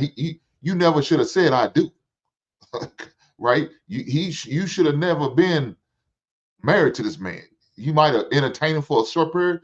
Once you realize some of those things that's your standards and you don't believe are corroborated. This isn't my ex-husband. This is somebody I dated. That's why it didn't work out. Okay. Okay, well, cool. I understand. I understand why it didn't work out. So, but if you're doing all those things, a real one, he gonna make sure you good. He's not gonna fat these frogs for these other snakes to eat. I promise you that. He gonna want to jump on it if you marriage minded and you let him know that you want to be married. That's your intentions. Now, if that's not your intention and your intention is just to play house, oh well, he gonna play house with you. He gonna ride it to the end. But if your intention is in marriage and you showing all those things, those traits that he said he's looking for in a woman, and you're doing those things, yeah, more than likely he's gonna do that. That stuff about that other stuff, I find it hard to believe. But you know, you experienced it. I didn't. Can I add? This is what I heard, and this is not you personally, Aisha. What I heard from you speaking on was function. That's again not to diminish what you gave this man as far as value from your perceived value. What I find is sometimes women operate really well in function, but they neglect the exchange with that man. Men, like Louise said, are very simple. So what I mean by function is I know tons of women who do really, really well, domesticated. They handle all the preliminaries, but they never, ever speak to that man in an encouraging way. And what I mean by encouraging is like, I appreciate you. You know, I appreciate you. Yeah, all those things. I built that ninja up. Don't ever come for me like that. Okay. I'm not. I prefaced it. I said you. I literally worship the ground this man walks on. So don't. I don't know the way you look. We can't even hardly get it out. You bite back on us. You know what I'm saying? Look at what you say you're doing. You said I do all this, but no matter what you do, some people are still never going to see your value or your love, and that's okay. That just means that's not your person, because he might find somebody else and they might align. Right? I honestly feel like men set the tone for how our relationship is going to go. So if I'm not telling you I appreciate you and I'm not uplifting you in certain areas, it's because I'm not getting it done as well. And I'm not saying I'm going to follow you and I'm going to do as you do. I'm just not used to that. You set the tone. Why are you not? We uplift each other. I definitely say thank you. I appreciate you. I've said all those words and they still would not feel appreciated. So it's men that out here like that. It's obvious y'all ladies got a lot to learn. Y'all have a lot to learn. I agree. I don't suggest I know everything. Okay, so thank God you're here, Yvonne, on a good Sunday, on Lapeef and Sunday, so you can learn, sister. Hopefully Aisha let me say it, because as soon as I start talking, she gonna cut me off and say, "Oh, Ninja, I know what I did." No, let's learn today. So get your notepads out and take notes, and we're gonna give a lesson by Brother Hink. So men show their love with their actions. We don't always say it with our words. We're not. Most men don't talk a lot. Now, Truth's probably the only brother, and Luis is probably the only two brothers I've seen talk as much as they do. They talk more than the average man I know. But shout out to them brothers for communicating well. Me, I don't talk. I don't do a lot of talking, man. I'm more laid back, listening, paying attention, and seeing what's happening. That's me. JR seems like he like it, but he also said that he does talk a lot. You could have fooled me. I can't see. I don't see that in JR. But shout out to him. But most men do a lot more action with their action. We show it with our action. When we come in, we'll make sure that you well taken care of. Shit you don't even know about that we done fixed, correct, or took care of. We don't say nothing. We don't put it out there. We just do it. But you know what y'all ladies do? Y'all let it be known. Well, baby, I cooked your dinner. Okay, I can obviously see that. I smell it when I come in. You ain't got to tell me. Baby, I cleaned up. Yeah, you ain't got to tell me. I see it. But see, men don't do it. Men won't sit there and brag about what they did. Baby, I wouldn't put gas in your car. You don't even know. You start the car, you all think that gas just appeared. I took your car, got an oil change. Oh, well, you don't know it because that same sticker's been up there forever to you. But that's a brand new sticker. I just got it done last week. But you wouldn't know that because we don't go out there and put our shit out there and talk about what we've done for you. But you ladies, y'all will. So that's why when you hit to sit there and say, well, he don't say he love, well, he does it in different ways. But now when you verbally say, baby, I love you, because that's what you do. You want to let it be known. You told me you love me. But me, I just come up from behind, kiss you on your back of your neck, and don't say a word. Just hold you real tight. But guess what? That's me saying I love you without saying it. You don't always have to verbalize and communicate the love. Sometimes you just need to show it. I need you to get tell that. me. I Right. need reassurance. I'm a woman. Right. I Because need you to that's where the physically love tell me. languages come in at. And Because I if feel I like need that's that, something I need that. say early on though. Like I'm gonna tell you, literally, I never left out the house with saying I love you ever. Now sometimes he'd be like, yeah, too, or he may not hear me, but it was never a time where I walked out the door and didn't say I love you, make sure you have a good day, or say something positive. I said something positive every single time I left out the door, even if we had a fight the night before. But I wasn't expecting that back from him because he a man, you know, y'all men are different, but I always show the same. I was always the same. My love was always consistent. But do we need reassurance every now and then? Yes, we do. You gonna have to say it. You gonna have to say it. I think It's not, look, it's not saying we don't say it. Now, we probably don't say it as much as y'all ladies do. Y'all can say it every 5 minutes. We may say it one time that day. Baby, I love you. Give you a kiss in the morning and go on about to work. You might not hear I love you for the rest of the week, rest of the day. You know, but we may come home after a hard day and give you a hug and give you a kiss. Don't say nothing. Just go on about the business. Hit the shower, looking for that cold beer to be put on the table for us. We may do it that way, but y'all, and like you said, like again, that's y'all love language. Y'all want to hear it every 5 minutes, but that's not normal for us to do.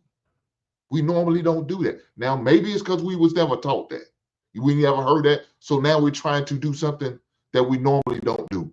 I didn't hear my father tell me I love me. You know what I'm saying? I didn't hear that from my mother a lot either. But what I do for my son, I make sure I let him know every time I get off the phone with him. Hey man, I love you. You know what I'm saying? My grandbaby, I tell him how much I love her, how beautiful she is. My daughter, I say I love you. You know what I'm saying? Just to make sure that. But you know, like you said, that's a different love language. I do it for my wife every morning. I kiss her goodbye and tell her I love her every day. Now, she won't hear from me saying I love her the rest of the day. But when I come home, she'll get that kiss on the cheek. Like I said, I come from behind and hug her, and she loves that. But she'll go out through the day and say, I love you. Now, once she said me, I love you, then I respond, yeah, I love you too, baby. But I won't initiate it. Not after I've already said it. I just feel like, okay, that's enough. But for her, she needs a little bit more. And I'm okay with that. Most men will do it if you ask them. Now, just initiate, just on GP, more like we won't do that. But if you let it be known, this is what you're looking for, this is what you need from us, then we'll do what we got to do. I think there was, before I got hit with the 1-2 by Aisha, I wasn't, again, speaking to you as an individual woman. That's why I prefaced it the way I did. And I think you guys maybe potentially missed a key thing that Hink said. The way men show love is different, and you got to figure out what that man needs, right? And what I was saying is that a lot of women are great at function. They're excellent at function. What I don't think they hear, for example, Aisha, you cleaned, you cooked, you held down your job, you dropped the kids off. Cool. Let's say I call you while you're doing one of your things. You don't answer. You return my call 15, 20 minutes later. Now I got an attitude, right? When you call me back. And I'm like, yo, what happened? Like, why you didn't answer the phone when I called you? And you start hitting me with the list of things you're doing instead of being like, what's going on, baby? Like, I'm sorry, or what happened? A lot of times I think women are great at function, and this is just what I've observed. It seems like they want to be rewarded for the things that they're doing through either confirmation verbally or appreciate me the way I would appreciate you if you were doing what I'm doing. Instead of figuring out, again, I'm saying a lot of dudes are very simple. I know men personally that have never heard I appreciate you. They pay the bills, they're loyal, they're all that. I know men personally right now who've never heard it. And it's heartbreaking. So I'm not saying you didn't, and I'm not saying ladies on this panel didn't, but I can overwhelmingly tell you women are great at function. They're good at that. They're not so good at knowing how to speak to the king in him, because we do need to hear, hey baby, I don't want to be with anybody else but you. I appreciate you. You my man. Women don't do that very well, in my observation, my personal opinion, and I digress. I do that very well. I'm a communicator, but it's not for me. Like I do that very well. When people do stuff for me, I genuinely cry because I'm never expecting it. I don't care how small it is. I'm one of those, like, I'm allergic to peanuts. So if you buy me a Hershey's with almond, I'm probably gonna cry because you remembered that I don't eat nuts. Like, you know what I mean? Like, I'm that person. So I mean, I get what you're saying, but I think that everybody has different life experiences. And although I've experienced these things, it does not make me give up on love. It does not make me feel like all men are this way. It just makes me feel like I haven't came across the person that's on the same level spiritually, as me. Like I haven't met a person that's in line with me in all ways. I learn stuff from this panel every time I'm on it from you guys, how to communicate and be more effective with men. I'm actually tired of y'all saying be intentional because someone came up to me, somebody came up to me in the bar the other day and was like, "Hi, Aisha, I'm intentional about what I want." So just please, just retire that, because now they're using it as a pickup line. That's all I'm saying.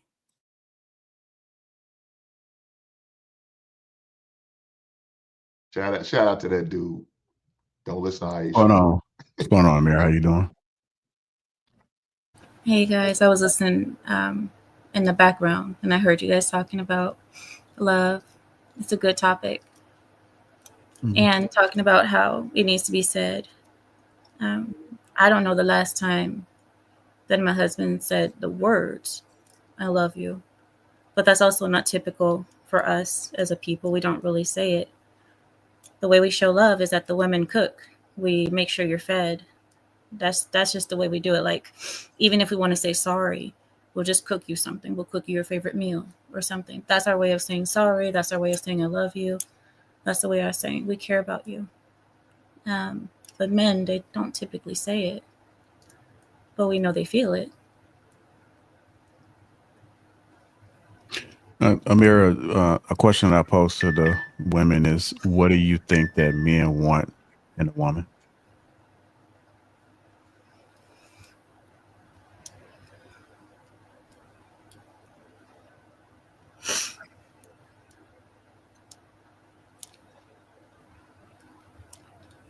My husband told me in the beginning of our marriage, he said, respect to me is more important than you loving me. I go out in the world and I'm challenged constantly. I'm disrespected by the world because people, it can be rude. The world can be cruel. It can be cold. The last thing he wanted was to come home and be disrespected by the person that he loved and cared for. So he said it was more important to him that I show respect to him. And that was the way that he knew that I loved him. As for other things, I believe that men want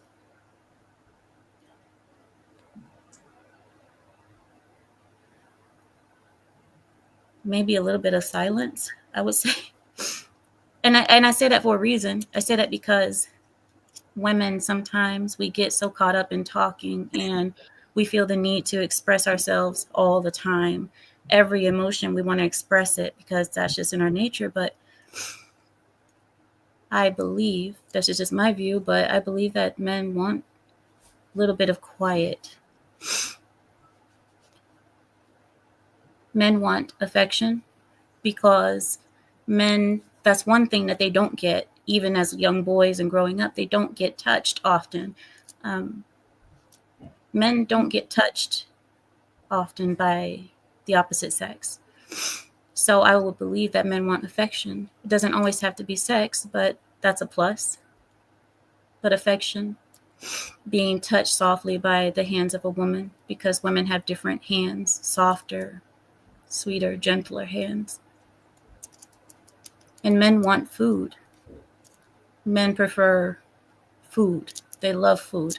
And I can't speak about anything else but my marriage, but my husband said the closer that I can get to cooking like his mom, the happier he is, because it just brings back good memories for him. And yes, I have my way of cooking too, but I know how to make his mother's dishes the way she makes them. And that's a huge plus for him, because I don't think men will really love women as much as they love their mother. But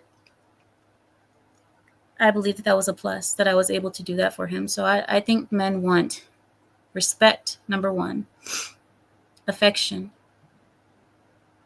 quietness. I guess you could call it peace, but I would say quiet time, just being there. Just be there. You don't need to be talking and active. You could just be there. And food. So that's it. All right. Thank you, Amir. I got this clip that I'm going to play that I thought was interesting for us to break down. But before I do, let me get to these super chats. Mr. Travoda says, men want someone who's feminine, knows when to shut up, appreciative, unselfish. It's not hard. It's usually obvious which women on the panel have husbands. That's true. Photo again says, you see, they have no idea what they bring to a man. Christopher Matthews found out, says, I want a woman who know her role, like being feminine, no arguments, not being disrespectful, being authentic, and great character who has morals.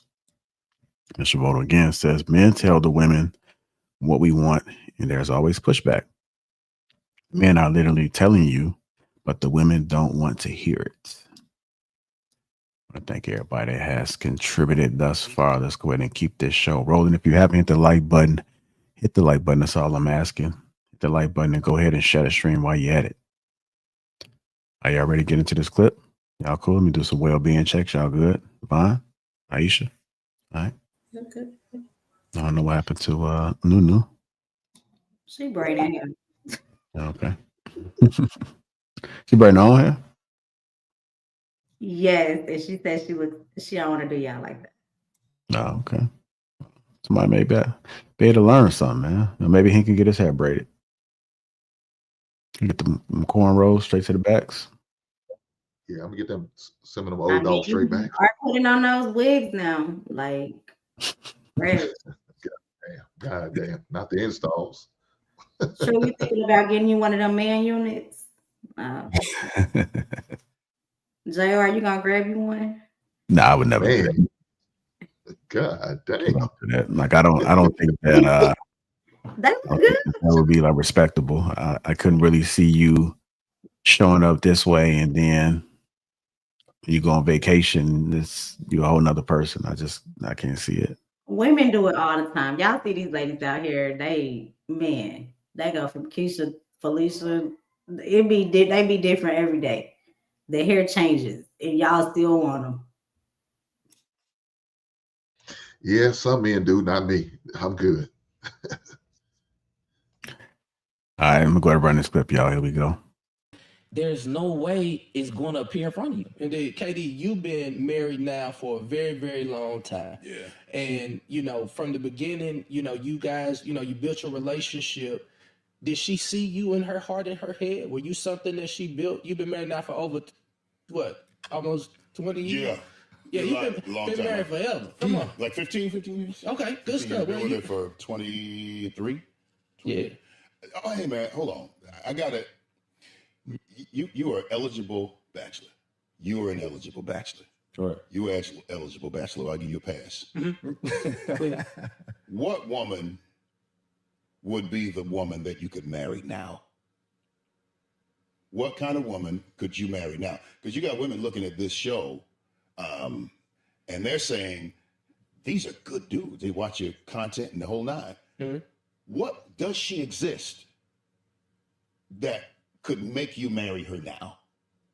Well, I mean, it has to be a vetting process, but I'm looking for value. Okay, vetting process. Okay, yeah. So how long is the vetting process? You saying 2-3 years? I would say about 2 years. Okay, so 2 years. So she is what you want now, and you're gonna make her wait 2 years?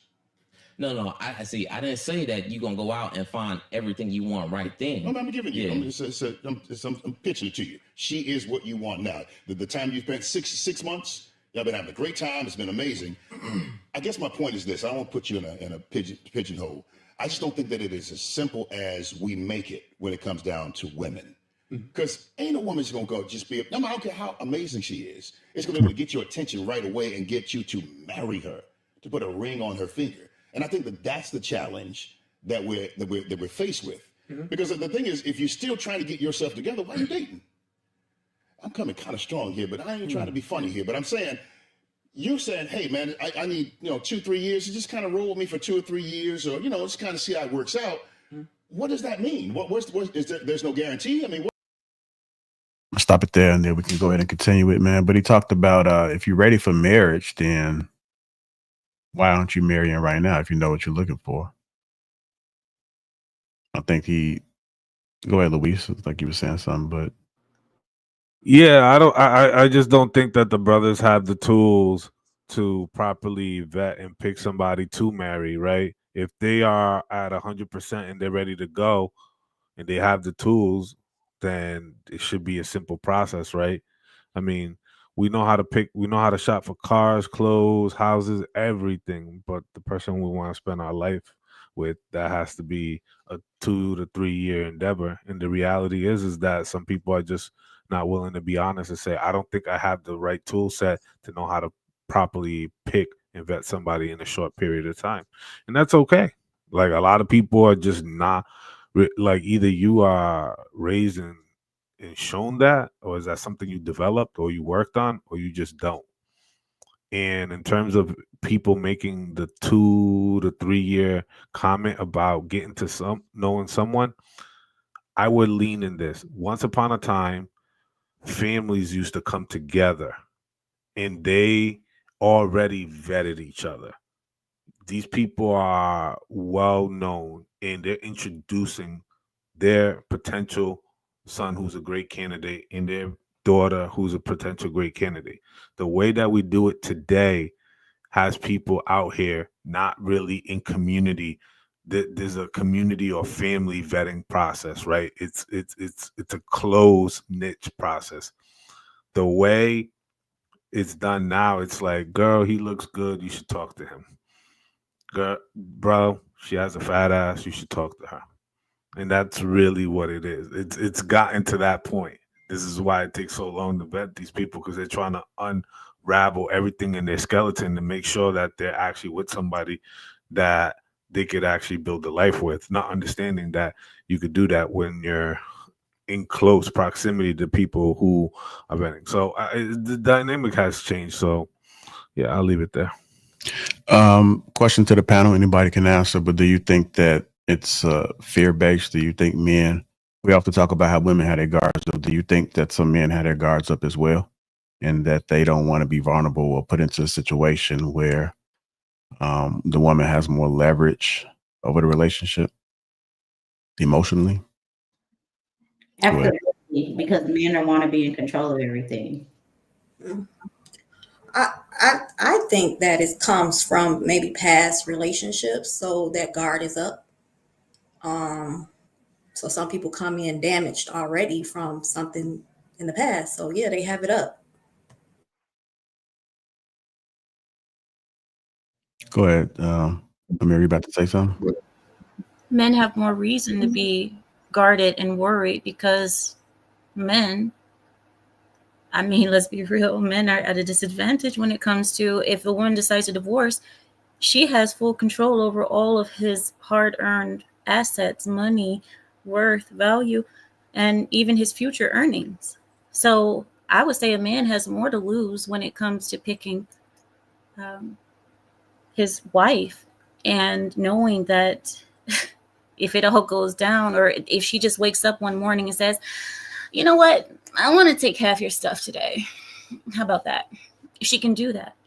And men, that is a scary thing. Women don't really have to face that much, but men do. So they have more reason to be scared with the family courts of today. All right. Let's see. We got Shan, Hink, and yeah, that's it. Go ahead, You Shan. know, I agree with that, Amira, in a situation when you're with a man who has something. But if you're with a man who doesn't have anything, it's kind of hard to, or he has less than you. And that's not everybody's situation, but at some people, it is their situation. I don't think the half is the issue. And I will also argue, because in my situation, I'm the one with the pension plan, right? So if I get a divorce, you taking my pension. You know, people don't give pensions out like they used to. But my job so happens to have the pension plan. And in my state, it doesn't go by gender, it goes by just your assets, right? But another thing too is I would also argue that the things he lose are material things. We also hear if you get a divorce, or you with a woman and she has kids, that's her loss in value in the marketplace, is it not? So she loses value as well. But typically the women are, oh, sorry. Were you not finished? Oh, what were you about to say?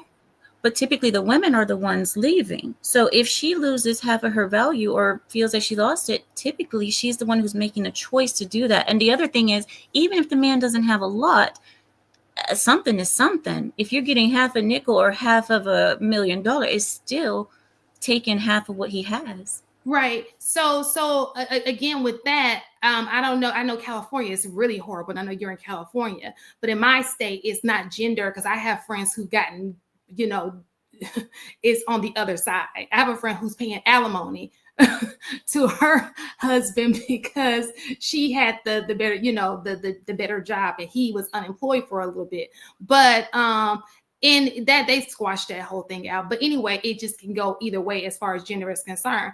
Anyway, but I agree with you that women have been leaving relationships, and that's another story that I don't, you know, agree with myself, you know. But at the end of the day, like I was saying, as far as when you're leaving and you're talking about value, it just depends on what you're considering of value. You understand what I'm saying? Does that make any sense? And what that person has. Obviously, if he has a lot of money and I'm taking half of his money, sure, I totally get it. But if I'm the breadwinner and I have the plan, then I'm the one on the lookout, which is my current situation. So he doesn't have money, but I have the pension, like I have a large savings. So because statistically, black women are making more than black men. So statistically, who really has more to lose? So at some point, we got to stop splitting straws and be more honest, right? Sure. People say that, well, you know, they don't really have much, and I know you're talking and referring to the men, but I would challenge that. I would say men do have condos, they have a car, they have a 401k or a Roth IRA or even a crypto account, right? They have some sort of collection of something. They have stuff of value. We have to stop speaking about men in that kind of situation where they don't have $1 million. It's like either you have $1 million or you are not, or you're piss poor. So let me ask you a question, Louis. Hold on. Let me just land this real quick. Okay. We gotta kind of like we gotta find a middle ground where we're talking to all everyday ordinary people who have stuff, who have occurred some wealth, right? It's not in the millions and all this stuff, but they have something. They have tangible. They're not homeless and begging on the corner. Like we got to stay away from that because it creates a I don't think that's not what I was saying. So I know most people are average earners, right? Most people marry in our community people who are of the same as them. You understand what I'm saying? Sometimes you may marry somebody who's up. It's not always the man who's up in our culture. Can we agree with that? It's not. That's not full. But it's not always the man who makes the money in our society. I mean, in our culture. Is that correct? Can we agree with that? Yeah, that paradigm has shifted. So You know what what I'm all saying? I'm saying is those same concerns that he has now, she has too in some households. So it's not gender specific. Does that make sense? Yes, I understand that, but like that sounds awesome the way that you painted, but we do not operate under a egalitarian society. We just don't. You know what I'm saying? Like men are punished at a higher level. You know what I'm saying? They like the courts are stacked against them. Even if the guy has never received a parking ticket in his life, man, we gotta be a little bit more honest in terms of like where does that line? In the case of your friend paying alimony to her husband or strange husband, that's a different scenario because in some relationship dynamics where that person either loses their business or loses their job at whatever moment that divorce happens, that's just their situation. So all I'm saying is it can happen. It just depends on who you are in your relationship. It can happen either way. And now in that case, if you're saying that that is stopping you from being married, you can get a prenup. At this point, we know how prenups work. Get a prenup or date somebody who makes the same almost as you. Don't date somebody who's not working. There's a line of things that they look at when they're deciding who's getting alimony and who's not getting alimony. Is it not? I know you work in the court system, Amira. I mean, you with that line of work. So there's a timeline, like a spreadsheet that they look at and say, okay, this is the reason why you want alimony. This is the reason why you don't get alimony. Financial separation. Right. As far as child support is concerned, that comes with a child. You don't have to be married to go be on child support. So if you don't want to pay child support in case of a divorce, maybe the kids, that's going to come regardless if you have children, if you don't have children. That has nothing to do with being married. So the most important thing, we keep talking about material, losing out on material, but like I think, you kind of brought it up, the kids. So if the women majority of the time is going to get custody of the kids off the rip, and we got to fight to get some type of visitation or to get custody, we're already at a deficit. So to me, that's more important than anything. I'm losing my ability to see my kid 100% of the time. Now I went from 100% of the time, now I'm going down to 30% of the time, because only maybe, I get to see them every other weekend. I don't get to see them coming home every day to see my kids. And that's the big problem for me. That's the biggest loss. So that's a deficit most men are even thinking about if they're a man who loves, who believes in family and raises a family and has a family. Now, if you just worry about the material stuff, we know that's automatic. Most of the time it's going to get split, and most of the time the women are going to get majority of it. But I can make that stuff up. I'm going to get that money back. I can do that, right? But what I can't do is get back that time that I'm going to be missing out on my kids. I can never make that up. And that's the most important thing to me. All right, hold tight, Shannon. Let me just play a little bit more of this clip, and I'm gonna come right to you next. Okay. It's gonna be hard. It's gonna break it up. Okay, just go ahead, and then nobody else have to Shan, because I just want to make sure we can stay back on topic. Okay, so I understand what you're saying, Heem, but like I said, that does not have anything to do with marriage. You can be in that same situation when you have kids, even outside of marriage. Okay, but then I would also say, I don't know how prenups work, but maybe there should be something in there that states, okay, if we were to have kids, you have the kids, it's a 50-50 situation. It shouldn't be a part where you get to y'all going through a divorce and then you're just not having these conversations with your mate. Maybe these are conversations we should have before we even get married and put it in writing. This is how we were to have children. This is how we will take care of our children. Like you have 1 week on, 1 week off, and this is how we'll split that. Maybe that's something we can do pre, not post. Does that make sense? No, because did you not hear what I said? 100% of the time, all of a sudden you decide. You're right. I'm bad, JR. I'm gonna stop. No, go ahead, brother. Take care of you. Okay. Let me try to play a little bit more of this clip. What does that look like? It has to be a test. I mean, you can't know somebody's character until you've experienced a lot of the seasons that come with life. How am I supposed to know you're a good person if we've never been through hardship together? How do I know that you're going to continue to fall in line with your commitment if there has not been time that has surpassed? So you can meet someone from on the outside, they appear to have good character, but character has to be tested. That's the only way you can prove that it exists. Yeah, but Ryan, when you talk about seasons is a year. It's four seasons. I mean, what I mean is this. Okay, you don't know what she's going to be like when she has menopause. I hope you don't. You know what it's like if the mom or dad dies. I mean, there are seasons that are going to arise. I think that it's got to be, this conversation has got to be, it doesn't have to be anything. But I would suggest that maybe if we have the conversation, then is there some tangible seasons that we absolutely have to have? Because if we say I got to see you in all seasons, that's not realistic. Man, that's a really good point, because pretty much what you're saying is we need to clearly establish what we're looking for. Yes. We need to have clear, tangible things that we're vetting in the woman, so we know exactly.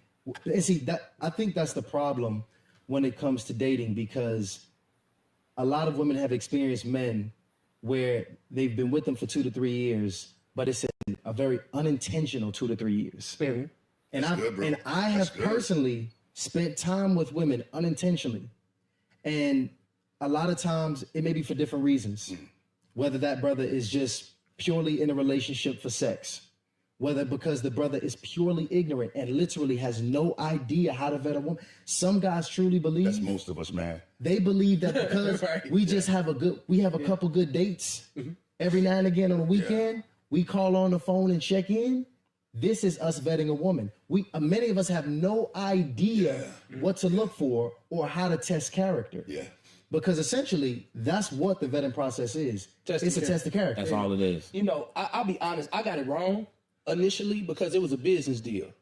Like, I'll be very, very honest with you. It just made sense. Like, okay, well, you know, I'm a risk taker. I'm going to make money. You're an accountant. You're very responsible at 24 years old. I have my own property. You have your own property. You're a little different than any other woman that I've met because you made some financial decisions that seem very, very responsible, right? But what I did not do is I didn't investigate the little girl in her. So I think in the vetting process, as men, we got to consider that everybody has a little boy, everybody has a little girl, and we got to kind of find out what those idiosyncrasies are, because at the end of the day, just like my dear brother Ryan said, when you go through these different seasons, you see how they handle conflict. And the real question becomes is, does that little girl, does she disrespect the little boy that's in you? Because there has to be a beautiful balance between the two. When I see that little girl show up and I know that she needs to be loved and she's being very disrespectful to the little boy in me, can that man stand up and say, hey, I got you, boo? And then when my little boy shows up, can the woman in her say, this is not the time for me to go back and forth with you because I see insecurity, I see problems, see vulnerability, see intimacy says, into me I allowed you to see. And when I let you see, will you thrash me? Will you hurt me? Will you degrade me? Will you make me feel less than a man? And here's the thing, it's not just women who going through it. Right. Men, we come, like, I know for a fact that I'm traumatized. What? So I'm very, like, with the woman that I'm dating and speaking to, I tell her all the time, hey, this is my rendition of begging because my heart is starting to protect itself. Wow. And so sometimes if it's not rendition of, this is my rendition of begging. So if it's a text message or if it's just a voice note, I don't know how to beg because pride never let me do it. I don't know about these 90s R&B dudes. I sung the song, but I ain't never did the song. I grew up on Bishop Snoop Dogg. But hoes and tricks. So that's all in your heart. That's something that society put in me. So I don't even know how to be vulnerable because I'm protecting myself. All right, I'll stop it there. It's not true. Yo, I appreciate that we have brothers who start panels, try to articulate themselves right. But what I cannot stand is the romanticizing of things. It personally bothers me. You know, they know the audience though. They know who's listening, and you want it to sound good. I think, and Luis started to touch on it, so I'll speak from this standpoint. I think we don't give enough attention and credence to the community that we're in and how it's been dismantled. Marriage was never a one-on-one thing. Never was. Not since the beginning of time, actually. It was always a community thing. And what makes it hard for us is that we try to still hold this level of function as this is how marriage used to be done. And this is what worked. Yes, because families were involved. Marriage was never one-on-one. It was never about romance necessarily. It wasn't about all those things. It was about combining two families, combining two tribes. What has happened is we dismantled our community some years ago. And so because of that, I think you got brothers like the bald-headed chocolate guy, the older gentleman, who to me was kind of shaming the vetting aspect of what we now in current day have to deal with. So if it takes 2 to 3 years, why is that not supported? That is what is happening. Dating was never a thing long term. And so I think that I can't stand it. Well, it should only take 6 months. No, 6 months would make sense if we had the families already functioning, meeting alongside each other and all those things. But it is a very different landscape nowadays. And I think we need to be more honest about that. Americans are not marriage minded. And that's why it's harder to function in marriage. And I digress. Oh, Shan wanted to speak. Go ahead, Shan. I completely understand everything that you're saying, Table. However, the problem is that's not a benefit to the woman. It's that only benefits one side because you get to do a dating. You guys are doing, and now it can be beneficial if your idea of dating is just vetting, like you're talking, getting to know each other. There's no intimacy involved and all of those things, right? But that's not how people here date. So at the end of the day, if it takes you 3 years and then on the third year, you're like, oh, I don't want this, which usually does happen. I don't want to take it any further than this. That's 3 years. And we all know that a woman's prime is in her youth, right? So when it comes to having kids, all of those things they're better the younger she is. So now you wasted 3, 4, sometimes it can be 5 years of this woman's life, knowing something that making a choice that could have been made earlier. Does that make sense?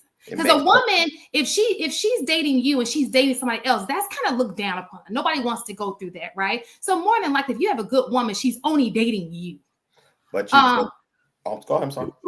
So if she's giving you her time and it's taking 3 years, that's her time that could be spent vetting somebody else who may be, But I appreciate what you're saying, but what you're doing is you're kind of speaking to it from what I hear.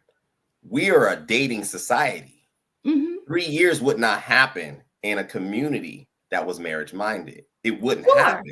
Cool. So I hear you. We're doing it wrong, but her time's not more valuable than his time.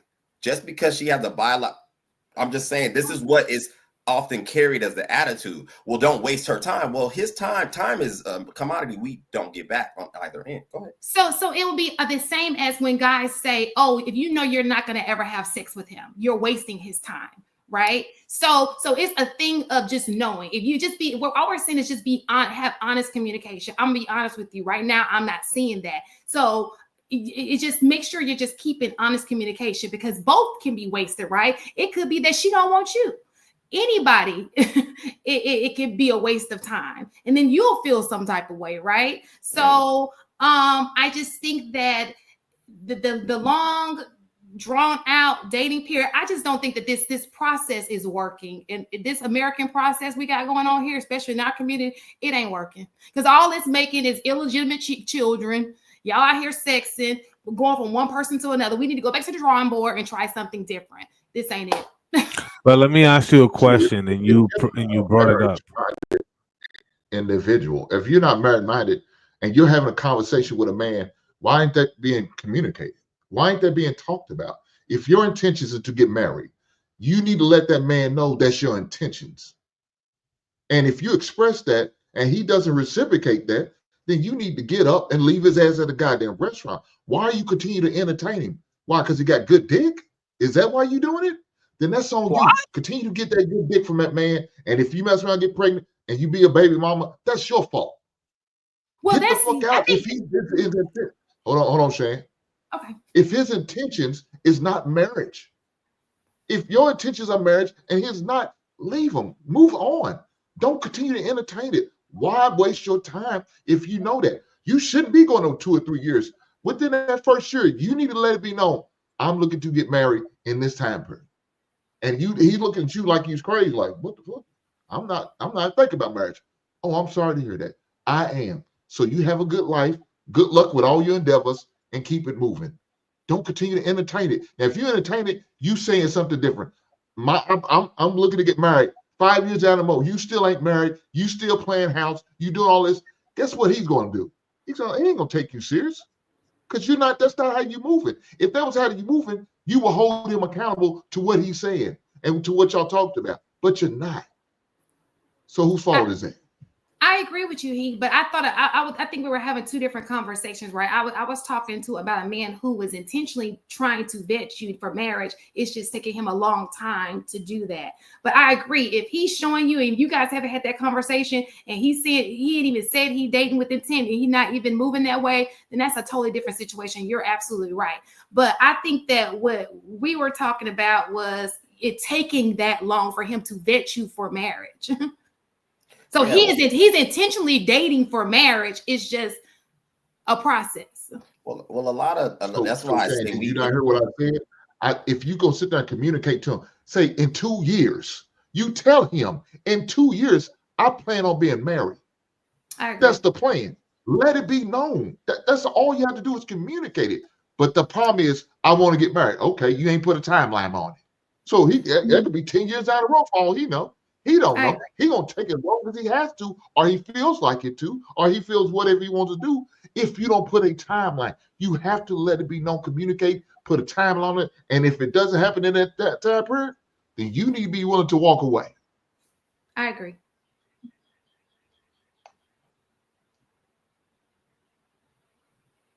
All right. Shan, let me ask you this real quick.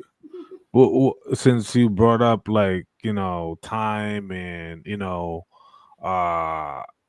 peak and stuff like that, like, okay, if it's the peak is like 23, right? What percentage of women at 23 in this community in particular are looking for a marriage? I don't think the peak is 23, but I would say more like 25, 26. Okay, we'll go with 25. So I'm from a rural town. People think that all towns are urban. They're absolutely not. Most towns in America are rural. Just in America.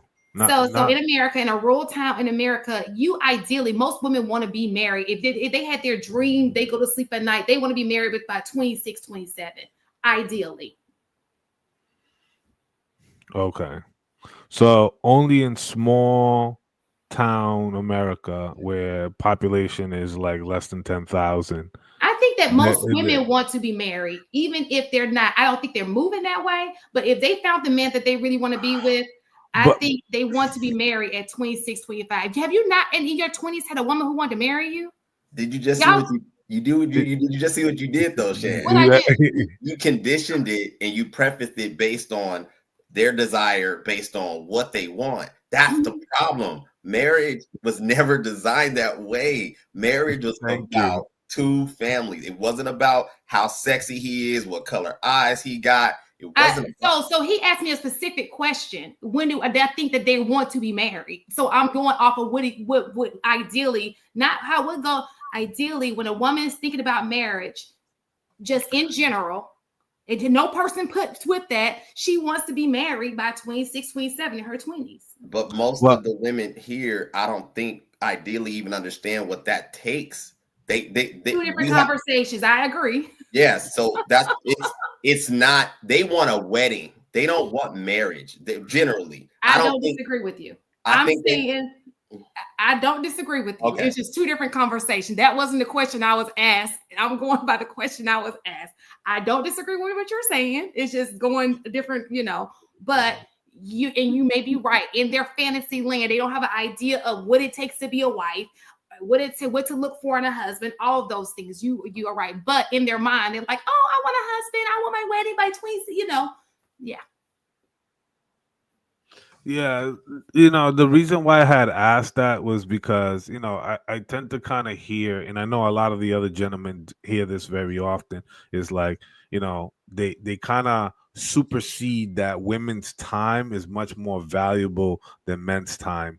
And I've always had an issue with that, because what happens is that you try to condition young men not to value their time, or that their time is not valuable.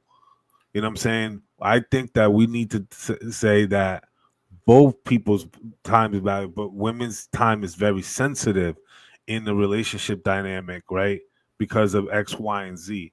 But I really dislike this idea that one's time is not valuable, because there's a lot of effort that is being put for those who are in those dynamics, who are seeking relationship, etc.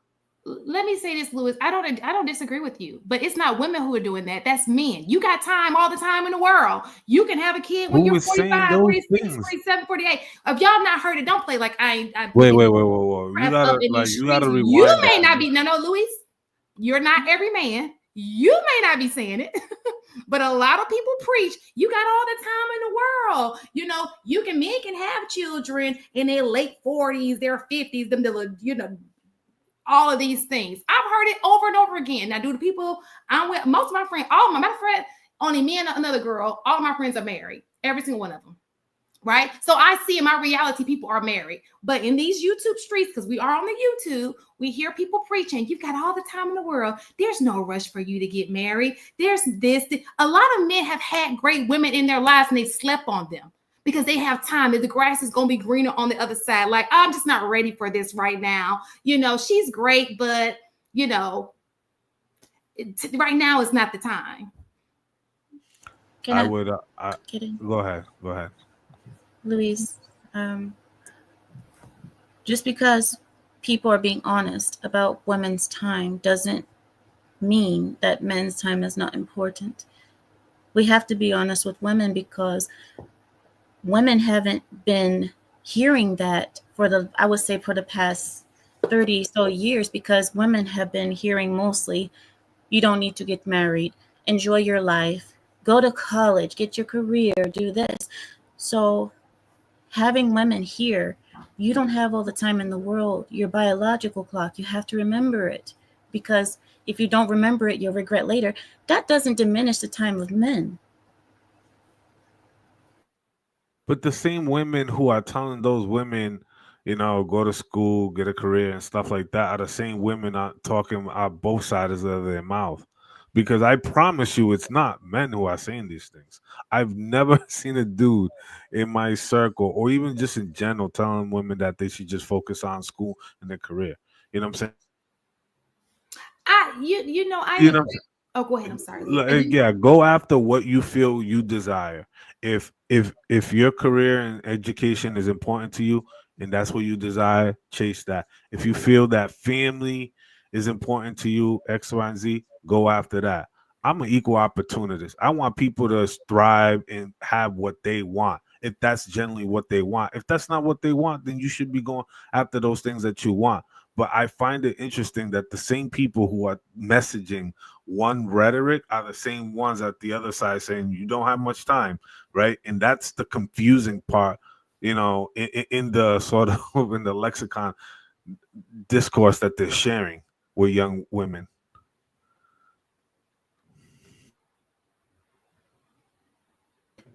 All right. What Vaughn, you want to get in this conversation? I typically just feel like it on both ends is I hear like everybody's point of view, and it's to some point everybody is something to agree on in it. As far as marrying the right person, I feel like you're not gonna know. You do need time for that. And it is out of trial and error. So you're not going to be able to do that effectively without having trial and error. Can you elaborate on the trial and error? Meaning dating, telling people what you want up front. Yeah, it's like at 20, I didn't know what I wanted at 20 as I do now at my age that I am now. So if I'm looking to be married by 25, 26, what I wanted then is not what I want now. So I don't really So think what it's does dating look like for you? You said dating. What does that look like? dating. What is the dating experience? What is the dating like for you? I'm talking about you. What is the dating experience? What is the dating, Well, process for you? if we're gonna be talking about me, I've been married. I've been in a marriage. I met my husband at 20. I'm sorry, I don't know what this is going on. I met my husband at 20. So what dating is for me now, I would not know what that looks like. I can only give you my opinion of what I think it would be. And that would So be essentially, it's courting.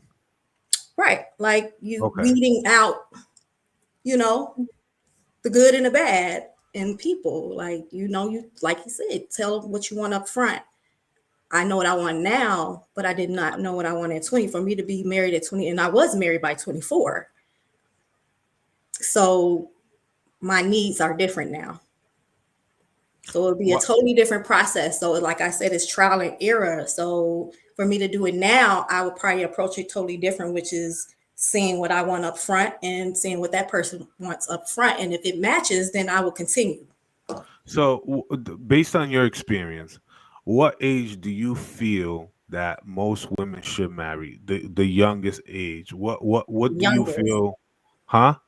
The youngest. I don't really like to put an age limit on it But, because but, I but can. just based on your experience, based on your lived experience and conversations that you've had with women in the community or proximity that you've been in, Mhm. what age do you believe that women should consider marriage?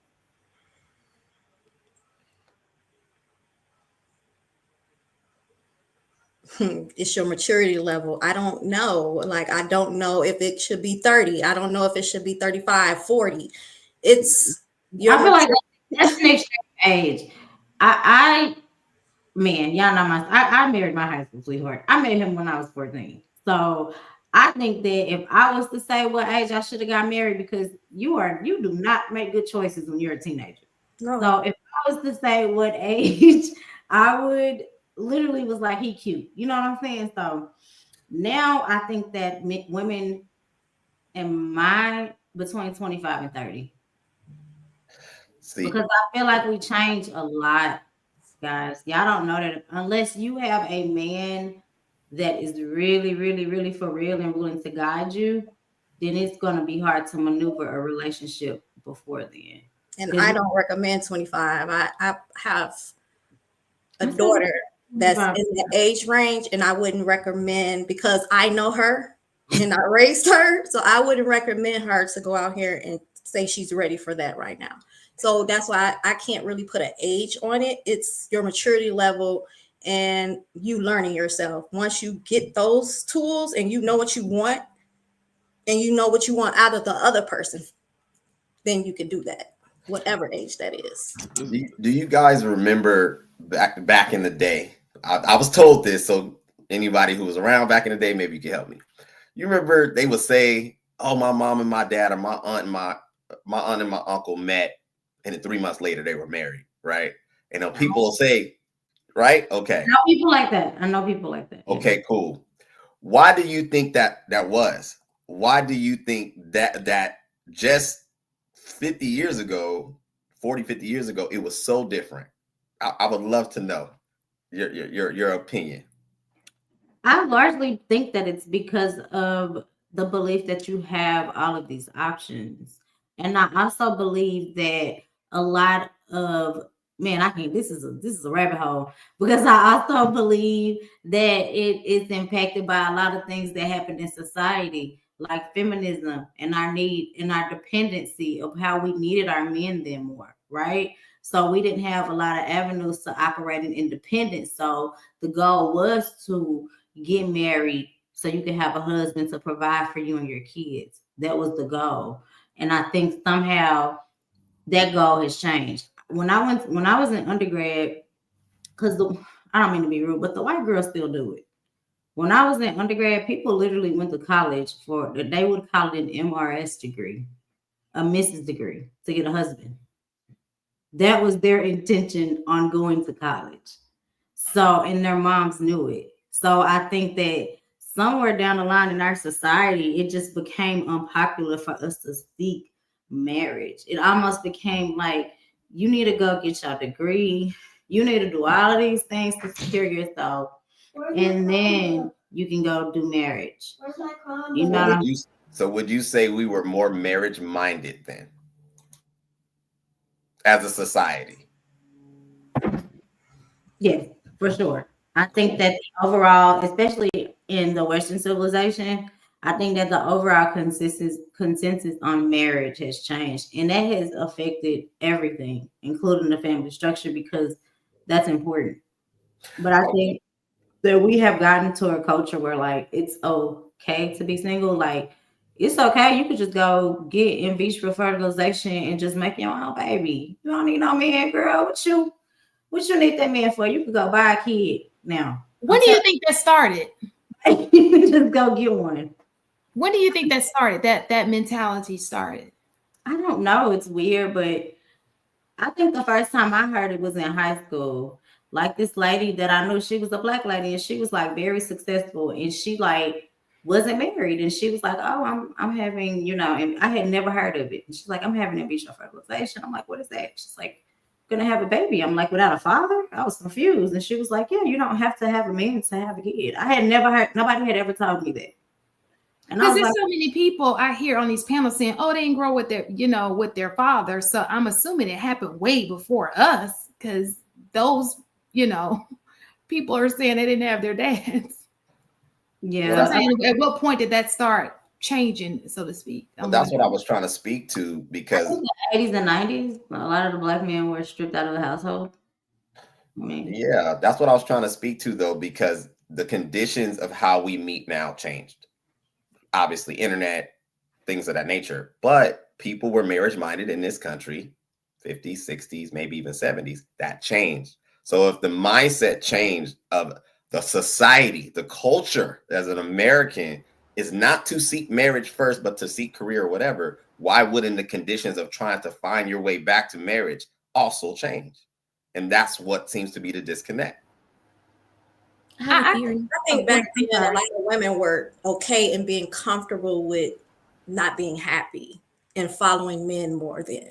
I think as time has progressed, a lot of women and men on both sides are not settling or saying, okay, I'll just go with the flow of how this is going or what the man want or what the woman want, and I'm not going to stay unhappy. So those things had started turning around. You know what? But what's interesting, Vaughn, is what you're saying, because I've talked to tons of women over the years.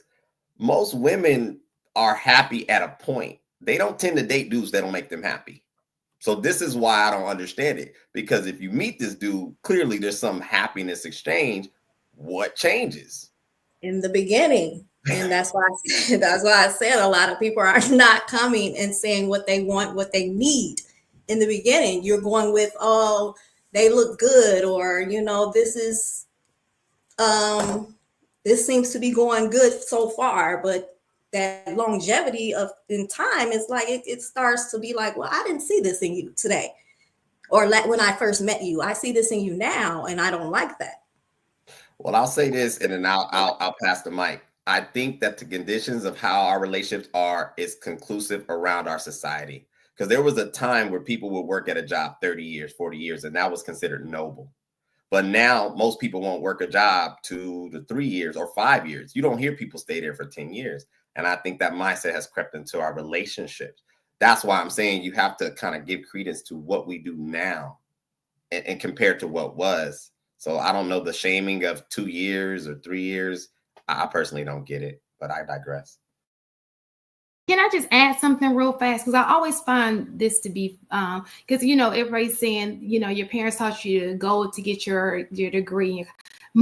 I know that there's this thing like Black women are the most educated, that there are only 37% of Black women who graduate from college. So that wasn't preached to everybody, because 60-something% didn't go. So that's not the excuse. You understand? Unless we're just focusing in on those 30-something%. You understand? So there has to be something else there besides go get a degree, go off to college, because most didn't do that. So there must have been something else that was taking place to what they were choosing instead of marriage. Does that make sense? They was out here being frivolous and just knocking up people and having babies and doing things that weren't conducive of a successful family because of many things, including, the crack epidemic, mass incarceration. Like the Black community had a lot of challenges within the last few, decades, 50 years or so. So I think that there are a lot of reasons why relationships haven't been successful and the relations and marriages haven't been at the forefront of our community. But we all know that they should be. So we should be looking for solutions so that we can get back there, because it is important that Black men marry Black women and we have Black kids and we have successful families to keep our culture going. It's very important. Like, I read an article that was talking about how women aren't having kids, and like Black women, like, it's going down, like they're opting to not have children and to not be married. That's not great. And I think too, it's important for us to get, and I know I can't remember what it was, the stat correctly. People have been misquoting that stat about divorce rates. I forgot what the numbers were, and I'll go back and look them up. They keep saying 70% of, that's not true. 70% of marriages don't end in divorce. That's incorrect. In certain communities or certain groups, not communities, in certain groups, like the most educated women who are college educated, 70% of their divorces end in, of their marriages end in divorce. In certain, that's what they're talking about. So they're talking about the high end is 70% on certain groups. But I have a theory about what you guys are talking about. My theory is that before our time, in the past times, it was easier for people to get married because there was relativity. There was more relativity. So I'll give you an example. Let's say me. It would be easy for a girl, my sister or my cousin, to get married in my community. Why? Because we have the same, what is it? What is the word? We have the same idea. We have the same vision. We have the same thinking. We have the same mind frame. We have the same traditions. Everything is same. So it's easy for us to pair with one another because the value system, thank you, Room. We have the same value system. There's a common goal. I've seen that here, there isn't any common goal anymore. We have many people who are influenced by the media, many people who are influenced by their families pushing them towards different career or something like that. If you had your elders all telling the young, this is what you need to do at this age, this is what you need to do this, and everybody agreed, it would be easier for people to get married because you have the same goal. Everybody is on the same track. And I believe that back in the day, before technology and before this idea that women need to focus on their careers and such, I believe that that's why they were able to get married at 17, 18, because it wasn't hard. You met a person, you guys kind of knew where you guys were going because the elders were already telling them what their focus should be. So they knew what to do. And once they got and found that person that they could bond with, it was easy from there. You just go on from there. And they also had a good example ahead of them. They also had a good example through their grandparents and so on. So they saw the everyday ins and outs of marriage, and it was easier for them to continue it. But now we don't have that example that much in America because divorce is so high. So in 2025, we have all of these things that we know now, but yet we're not willing to make the adjustments. Well, why is that? Because people are selfish. That's why. They're selfish. They're not willing to change. They're not willing to give. They're not really to bend or make the proper adjustments that they need to make in order to make it happen. Look, when you get to it, you're going to have to negotiate. It's all a negotiation. What you're willing to accept, what you're not willing to accept. And that's both parties. I'll leave it there.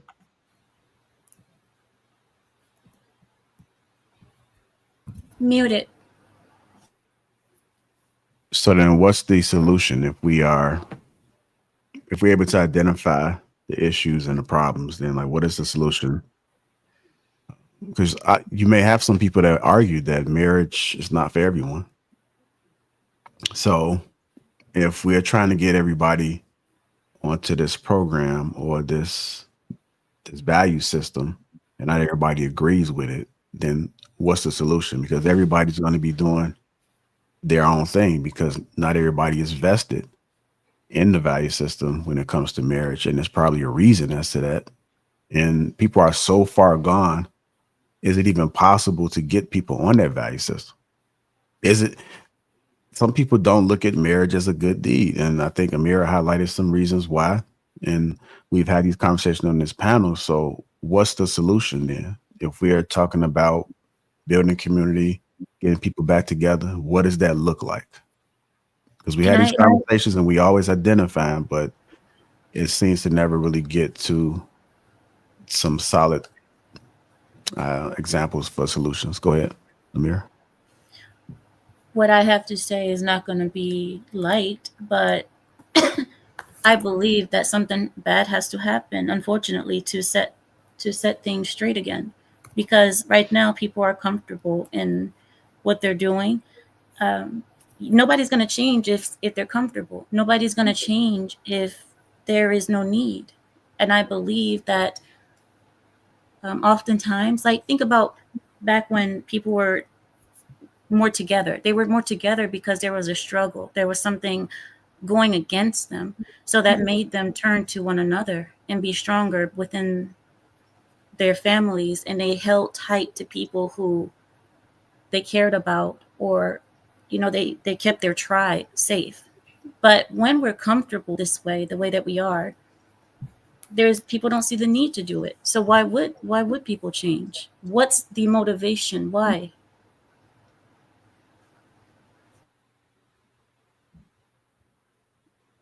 I think that when it comes to how we move going forward, I think that it's simple as that. If you want a family, then you have to know what comes with it. And I think that the majority of people, men and women, there are people that say, I don't want to be married, I'm not getting married. That's fine. But if you don't want to be married, then don't have children. Because children need a man and a woman, they need a father and a mother. And that is what matters. It's us creating a nuclear family and the nuclear family coming back. Right? I'm okay with people that say I don't want kids, that's fine. But if you know you want to have kids, just marry the man. Be in a relationship. Like she said, they got married at 17 or 18 because they was like, what else do we have to lose? And I think that we're at that point where it's like, what else do you have to lose? And it's like, what are you waiting on?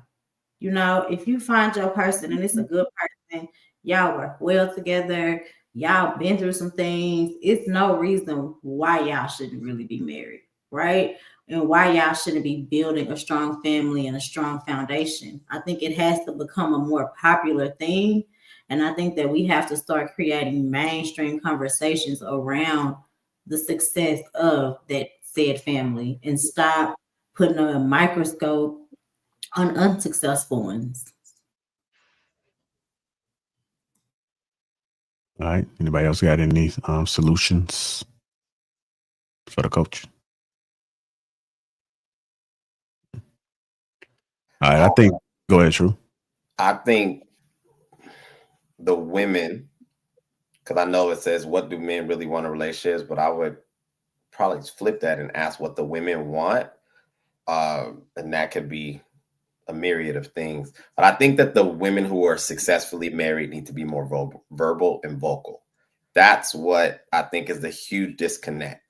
You hear about the horror stories, like my family example. My mom talked to her regularly. She's thrilled. She's 42 years in. And that's even rare. And one of the challenges she tells me is that people don't believe that she's happy. And that speaks to the condition. She's not faking, but for whatever reason, there's some disconnect, right? So I think that whoever is out there that is a married woman, because men are going to say generally that they're happy because they're scared to get beat up. But women, I think, need to be the ones who are more verbal. because it seems that they all heard the horror stories. They heard the horror stories from women who weren't even married. They heard horror stories from women who were interacting with men. They heard the horror stories from women who had children. But a lot of women, when you ask, well, who's been married? And they can go 40, 50 years back. All their aunties were single. They had kids. They ain't had no husband, though. So I think the women who have marriages that they're proud of, that they would lay their life down for, whatever, need to come to the forefront. That's what I would think would be a solid solution. And I'll land. DJ said that there aren't many due to lack of good options. Is there lack of good options out there? Well, there should never be no good option for trash women. I mean, shit, fuck. It should never be no good option. Going against that whole thing. 20-minute session and get the hell on. Go ahead. I don't agree with that. I think that this notion that is the problem. This notion that there aren't good women or there aren't good men or there aren't enough. This is a conversation that they have planted inside the Black community, and y'all are literally filing for it. There are plenty of good Black men. I'm around them all the time, right? There are plenty of Black women that are amazing because some of them are my best friends, some of them are my mentors, some of them that I work with. So this notion that there is like no good women out there, like I don't know if they stuck on this Instagram narrative or what. But most day-to-day women, they doing okay. Now, do you have some little ratchets and baby mamas and stuff? Yes. But for the most part, people that are in our age group and that are in our spaces, I would say they are pretty decent women. I always say I don't understand why we aren't choosing each other. I don't know, but it's just what it is. Yeah, like I think that's a question. That's almost how KD on the podcast. He even mentioned that if there are good women and good men, then why aren't the people that's speaking, or why aren't more people together if they do exist? But you just said you don't know why they're not choosing. So where's the issue lying there when it comes to getting these people together?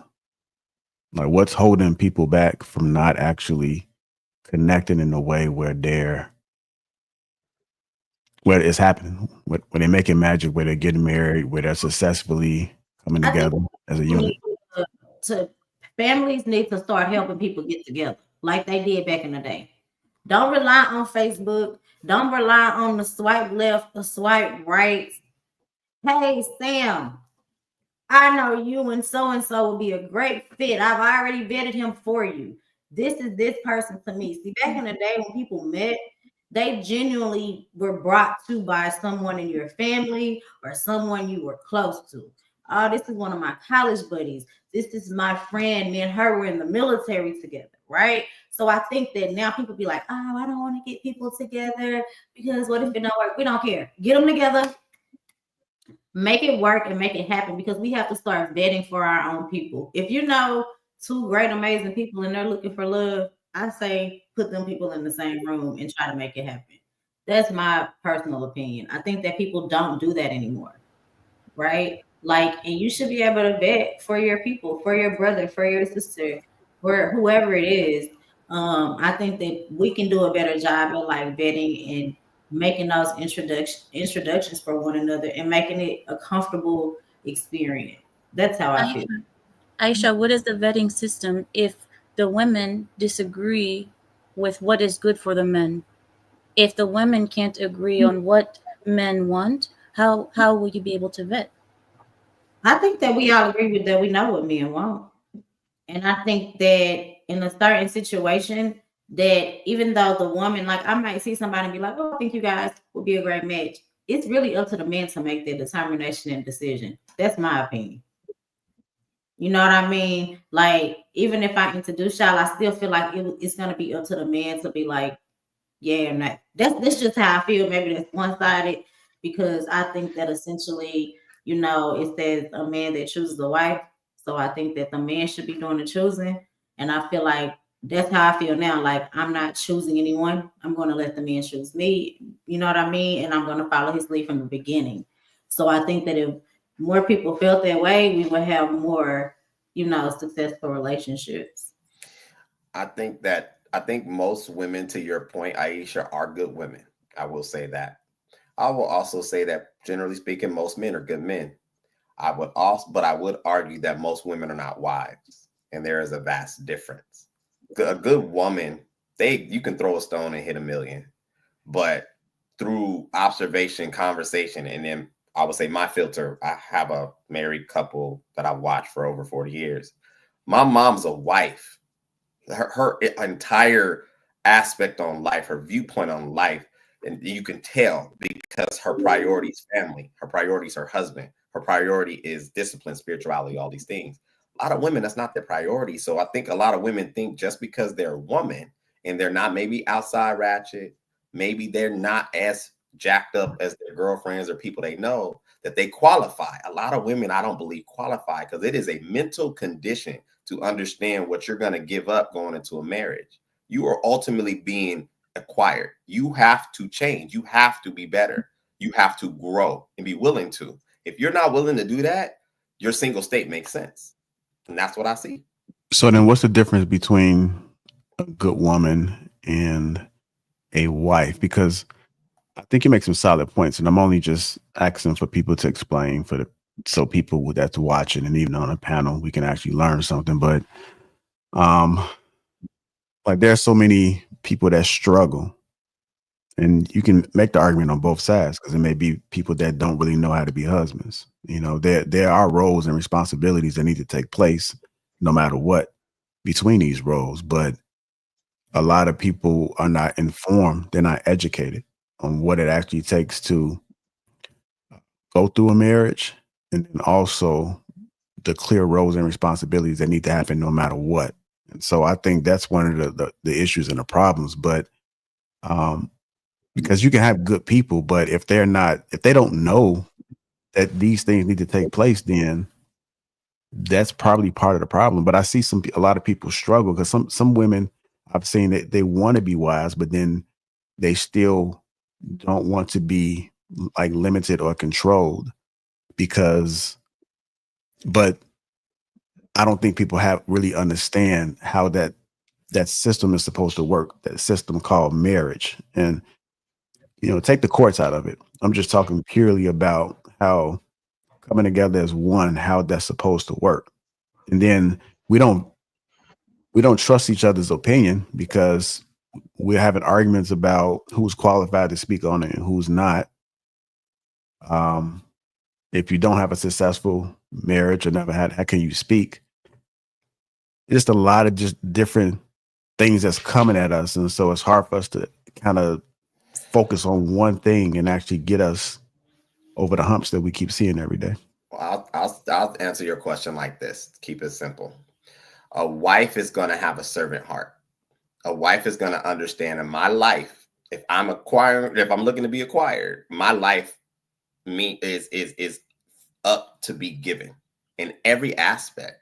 If she don't have that mindset, she's not a wife, because it's not just being a woman. You are assimilating. You guys are bringing together a union. You guys are connecting. That man is going to need things from you that at one point you may have not felt was necessary.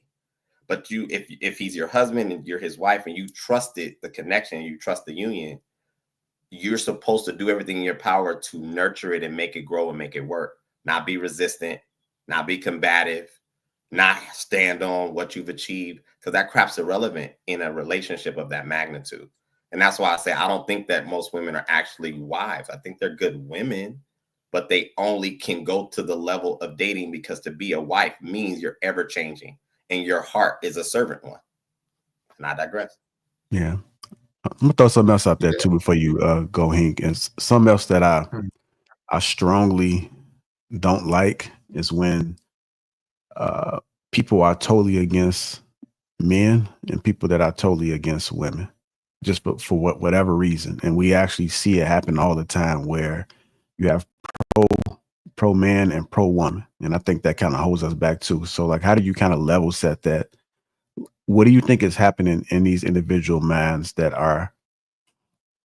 they can't find a balance in between? It's either this way or nothing. Like, how do we get to a point where we can start coming together instead of being against each other so much?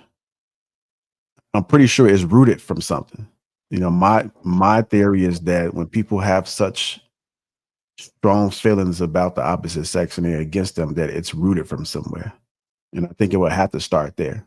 And I think when people go back and forth with people, they don't realize that they're wasting their breath because they have to accept what's happening, or they have to communicate with somebody that's able to highlight that for them, since they're not self-aware, in order for them to be able to digest anything.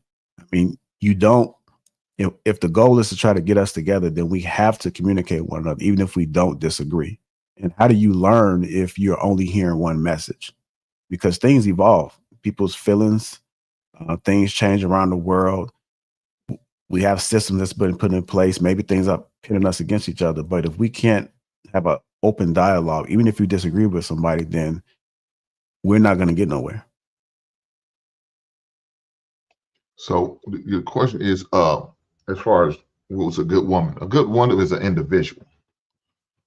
A good wife is a collective. That's the big difference. Y'all women could be y'all could be all good as individuals, but when it comes to collective, y'all can't be that, because that's why y'all not good wives. Y'all still going there with the individual mindset. Y'all go as an independent. Y'all don't look at it as a collective. We got to come together. Look, let me tell you this. As a good woman, you got to get used to not always getting your way and being disappointed. You're going to have more disappointments than you are great days or good days. You know, now, what you consider disappointment, that's going to be up to your own definition. You know what I'm saying?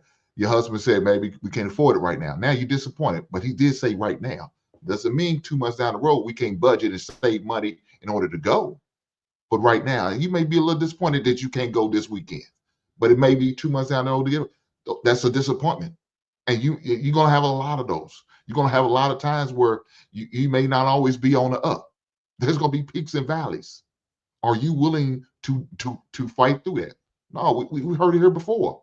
Most ladies want to be for better, for better. They not willing to accept for better, for worse. When they see that worse come around, that rainy day fund about to get unloaded and we about to get out. You getting the deuces and we gone. I ain't got time for. Shan told me she ain't staying with me. She said it got too hard. It's too hard around here, and I can't be with that. I'm not with struggle love. Okay, I respect that. Get the hell on. But see, it makes you a good woman because you can't deal with struggle love. A good wife will deal with that struggle love, help you through it, work through it, come together as a collective, and figure out some solutions instead of looking to run like that independent, individual, good woman that you are. What did you just say, Shan? Yes, ma'am. When did I say I love struggle? I never said I was struggling. I was just use your example, Shannon. You know it's all good. Number love, my sister. My man ain't struggling. I said my pension plan. I got a pension and he don't. He make more money than me, absolutely, but I got a pension. There's a difference. That monthly looks great. You ain't got to brag. We understand. You ain't got big time. You ain't got big time, that brother. Damn. Yeah, he makes more. You know me. You make more money than me now, child. He brings up a good point. I'm just saying for that reason, that's, to me, in my opinion, that's what it looks like a good woman compared to a good married woman.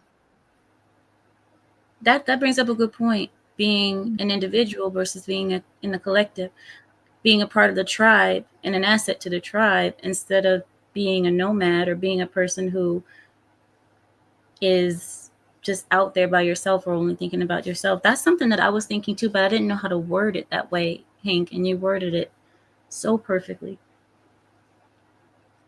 I absolutely agree with that. I must say. Stop bragging about your pension then. Listen, all I'm saying is it ain't just the woman, the man who can lose things. It is also the woman who can lose things as well. So that's all I'm saying. No, that's where did JR go? There he is. I think I'm right here. Somebody said, let me go ahead and get to these super chats, y'all. 1 second. Mr. Javoda says, Shan, women usually marry up. You're an exception. Listen, he is up. I was just talking about pension. You're right. They usually do. And I'm no exception to that rule. I'm just saying I'm concerned about my pension. All right. We got D-Rob, $20 says, my lady been with me for 20 years. We are not legally married because it's for suckers.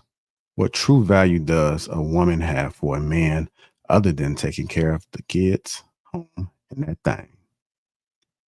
CG Spire Matches 199 says, what's good, True? Hink. Sersha87 says, I'm actually happy for Megan Good and Jay Majors. DJ So Lovely 499 says, blaming women for wanting to be treated fairly in a system they were thrusted into due to the abandonment of the male in the home is called gaslighting. D-Rob with the $5 says, Amira is so soft and feminine. DJ again, 499. Men, instead of telling women to choose better, work on being better options. D-Rob, $2 says, misspelling apology. Amira. D-Rob again, $5 says, keep doing your thing, Mr. Lapeef. And DJ So Lovely, 199 says, red pill should marry pick-me's. Problem solved. CJ Sparring Matches, 199 says, though professions doesn't mean they are good women. I thank everybody that has contributed to the platform. Thank you guys. Mary, anything you want to close us out with? Anything? No? Yes, I want to close out with something. Okay, go ahead. I believe that it's going to take war, famine, a crash of the economy, World War III or IV, nuclear fallout, apocalypse, anything that of those things before the reset can happen. Something has to make people uncomfortable in order for the solution to come, because solutions come when there is a need, when people are asking for it, but nobody's asking for the solution. Well, there's some people, but the majority aren't, because the majority are comfortable. And I think that we only get reset and change when something tragic or something life-changing, generation-changing happens. That's just my view, but let me just, because I know that you're new to this community. Let me just tell you this, Amira. Most Black women are in a relationship with somebody. He just ain't marrying her. End of discussion. Most of women got somebody that they doing all these things for. He just ain't marrying her. She ain't the one. He don't put her in a friend zone, the whole zone. He ain't marrying her. It's very rare that I see a woman who just by herself. It's extremely rare. I go out in public, I see people with people. That's dating, Shannon. That's dating. Right. I don't see no ring. And they live so even if you look at the stats when it comes to kids being born in a wedlock, most are cohabitating. They live with somebody. So just because you are not married to somebody does not mean you don't have a man, if that makes any sense. I never said that. I never said no, that. I'm not saying that's what you were saying. I'm just clarifying. Okay. I know people are dating, but that's crazy. But I agree with what he said. Hey, shout out to the Dog Pound. Let's Play House, because that's exactly what Shan's promoting. No, that's not. No, I'm pointing. First of all, I'm pointing out the reality. That's what stats say. Me saying something that is a reality does not mean I'm for or against it. I'm actually quite against it. I personally think women should close their legs and should be giving any benefits, especially sexually, to a man that they're just dating. I actually agree with what you stated. Why are you in it? If he's not moving with intent, you should just move on. So just because I'm stating what is happening does not mean that I agree with it or disagree with it. It just means I'm stating what's happening. So you thinking, Shan? And I'm thinking this is research